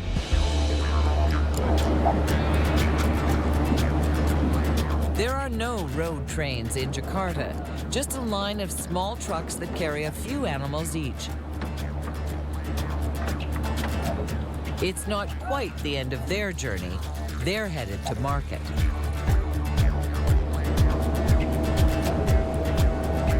Just arrived in Jakarta after 4 days at sea. The livestock are in magnificent condition. Customers are happy. Another successful voyage for the MV Becrux, most modern livestock ship in the world. Soon, Becrux will be on her way back to Australia, where 70,000 sheep are waiting for a lift to Amman and Qatar in the Persian Gulf. As the most modern livestock carrier in the world, the ship and her expert crew are in high demand. Often, her customers have no idea of the dangers she faces, nor the expertise required to run a ship like Becrux. But they do know she's in a class all her own.